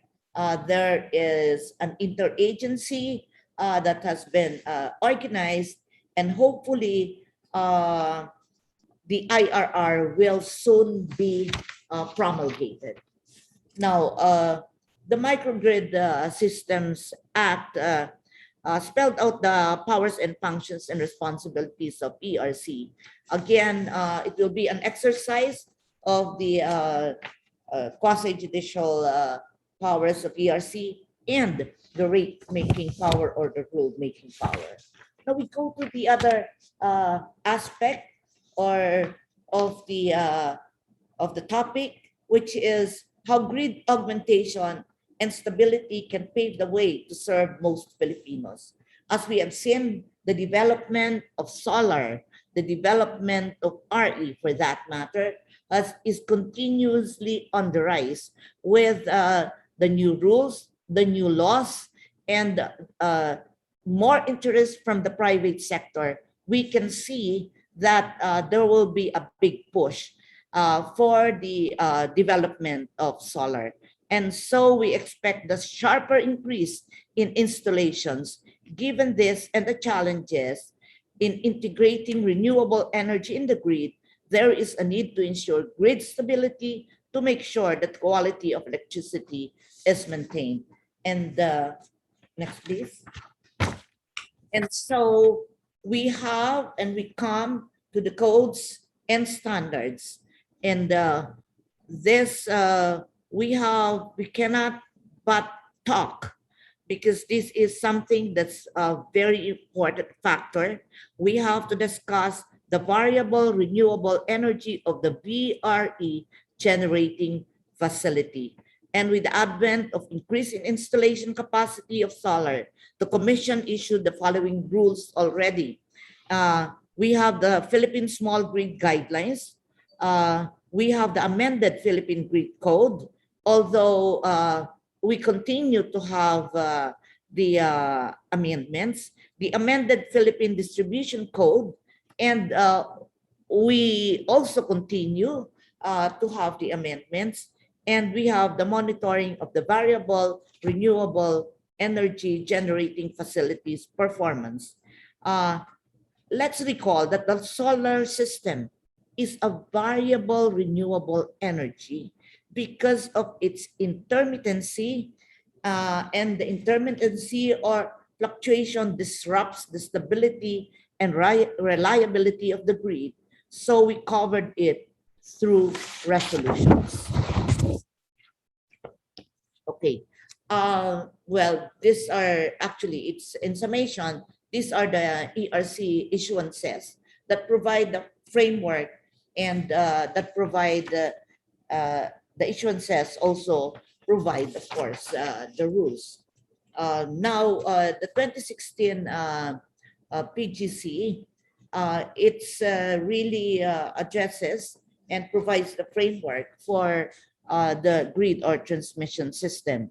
And we uh, we have established and documented the basic rules, the requirements, the procedures, the standards that govern the operation, maintenance, and development of the high voltage backbone transmission system of the Philippines. The Philippine Grid Code also is intended to be used along with the market rules of the wholesale electricity spot market or WESM to ensure the safe, reliable, and efficient operation of the grid. The PGC was updated to include the adoption and full implementation of the connection and operational requirements for the VRE generating facilities and to harmonize with the existing rules and regulations issued by the DOE and ERC. And by the way, this is a continuing activity and effort for both the DOE and ERC, which is really to harmonize, considering that the stakeholders continue also to submit their proposals. Now, for the Philippine distribution system, we have the PDC of 2017, and this is again the other technical code that will complement the PTC.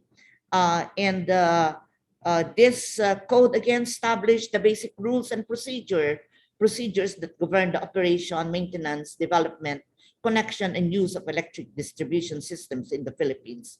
And also it includes the adoption of new and emerging technologies, including VRE. The rules, I must admit, cannot remain static because the development of technologies are even faster than the rules that the governments come up with. So we really have to look into also into our rule making processes. Now, we have many times, aside from the rules, we have to come up with resolutions because resolutions are faster to come up with.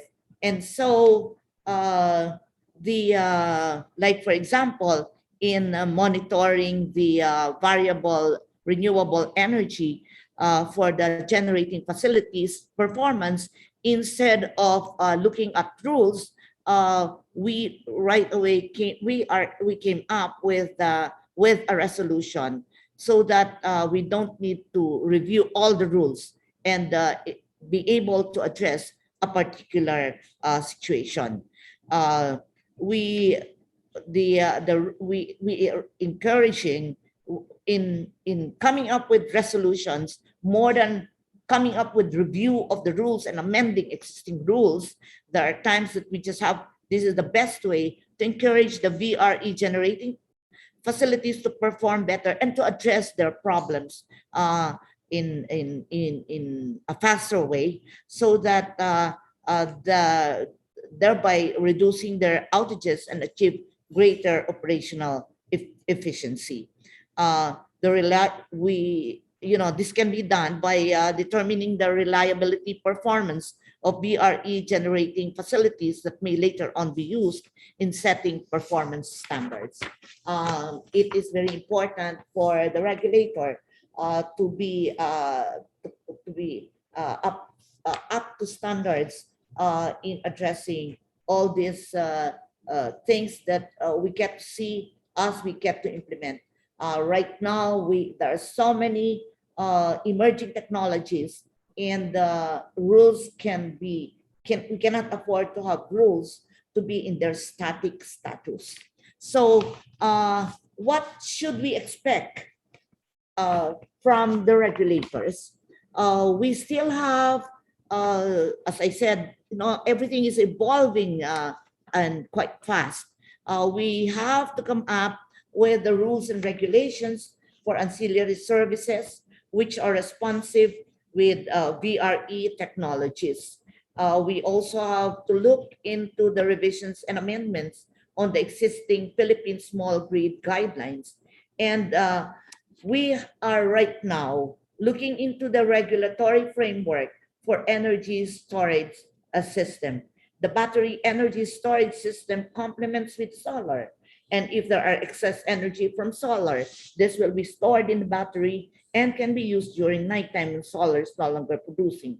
Aside from that, battery can also be used to stabilize the grid from the fluctuation brought about by the intermittent nature of the solar and the wind technologies. These regulations are meant to complement what are already in place for safer and reliable grid with the capability to take on more renewable energy. And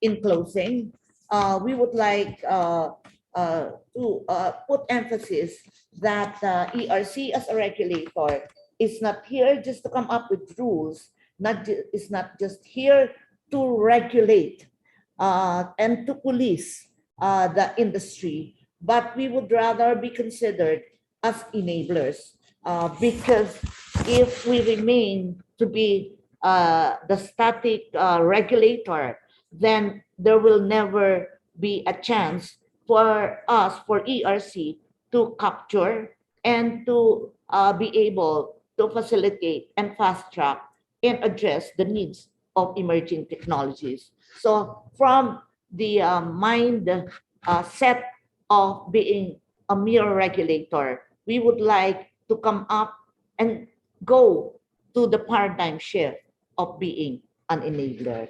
Thank you very much and good afternoon.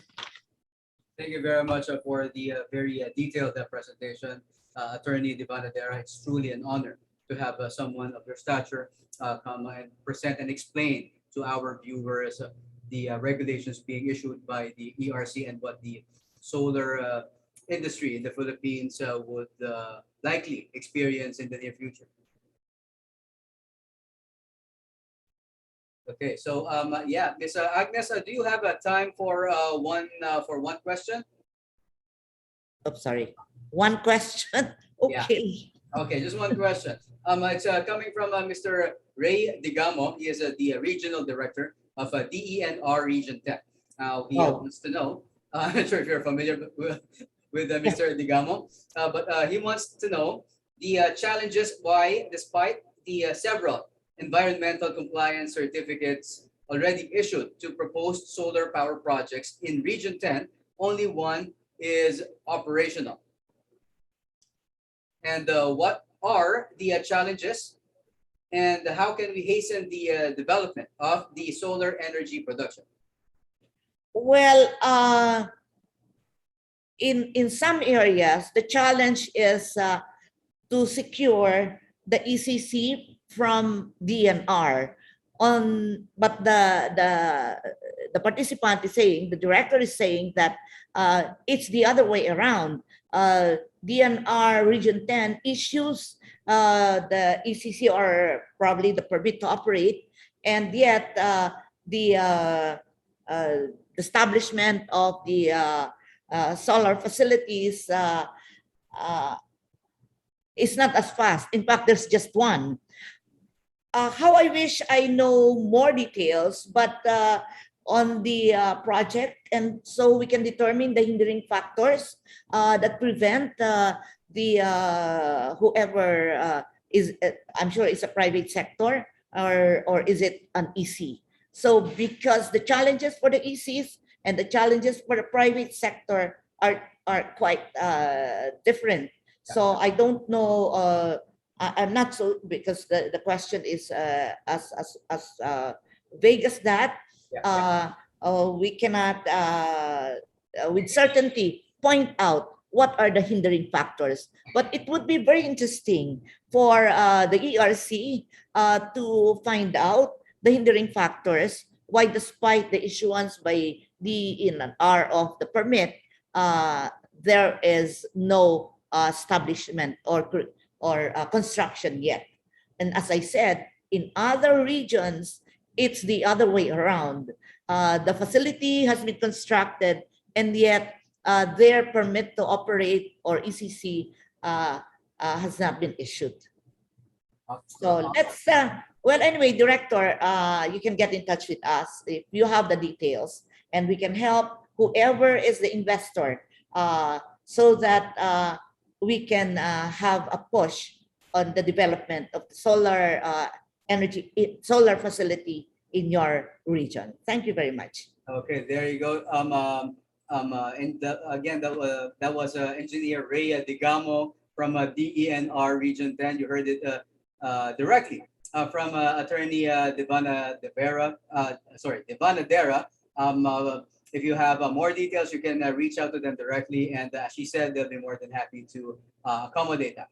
So again, Attorney Agnes, we do hope that you would still be able to accommodate us despite your extremely busy schedule for the for our future events. But nonetheless, we are very happy and thankful that you were able to join us with the very first edition of the Philippine Solar PV Energy Virtual Summit. Okay, guys. So again, Attorney Devana Dera is the chairperson of the Energy Regulatory Commission, and she's also the last presenter for the day. We had a very interesting interactions, topics, questions that was raised during all the presentations, and we could not thank you enough for being for being so friendly to one another.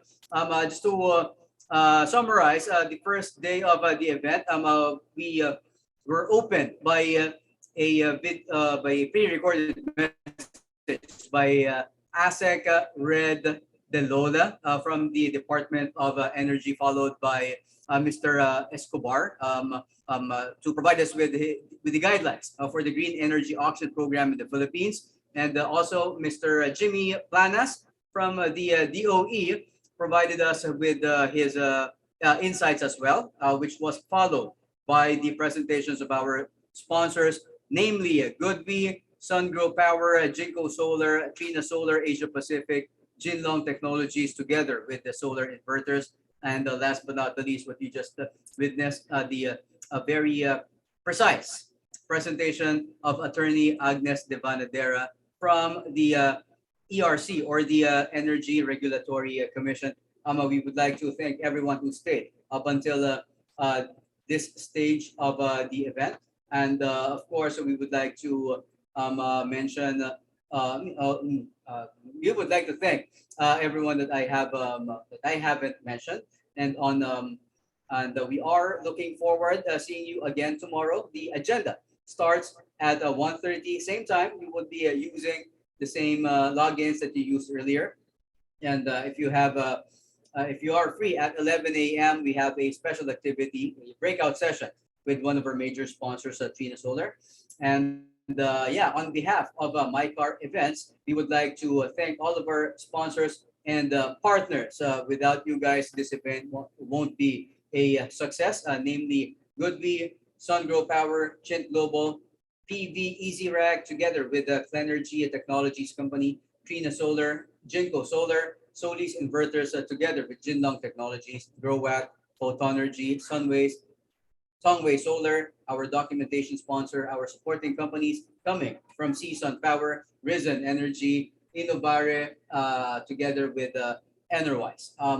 On behalf of MyCar Events, my name is Ian, and together with the hard-working staff of this successful virtual event, namely Daniel Kim, Yar Suarez, Catherine Magana, Clark Bagaypo, Arian Gapangada, Shaina Valera, Leo and Gab, and especially to Richard. Thank you very much. Chad, get well soon. We miss you here, and we'll see you again tomorrow. Stay safe, guys.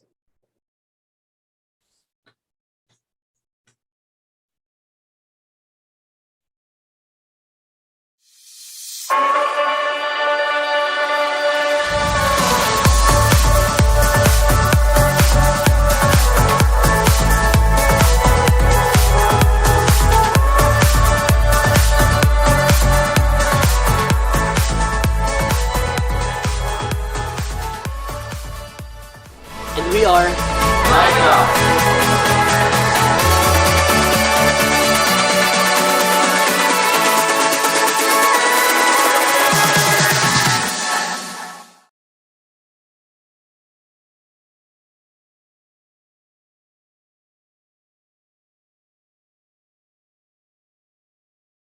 What's it like to empower? It's the rays of the sun shining on solar panels that light up our homes in the dark. It's the breeze that propels wind turbines that keep business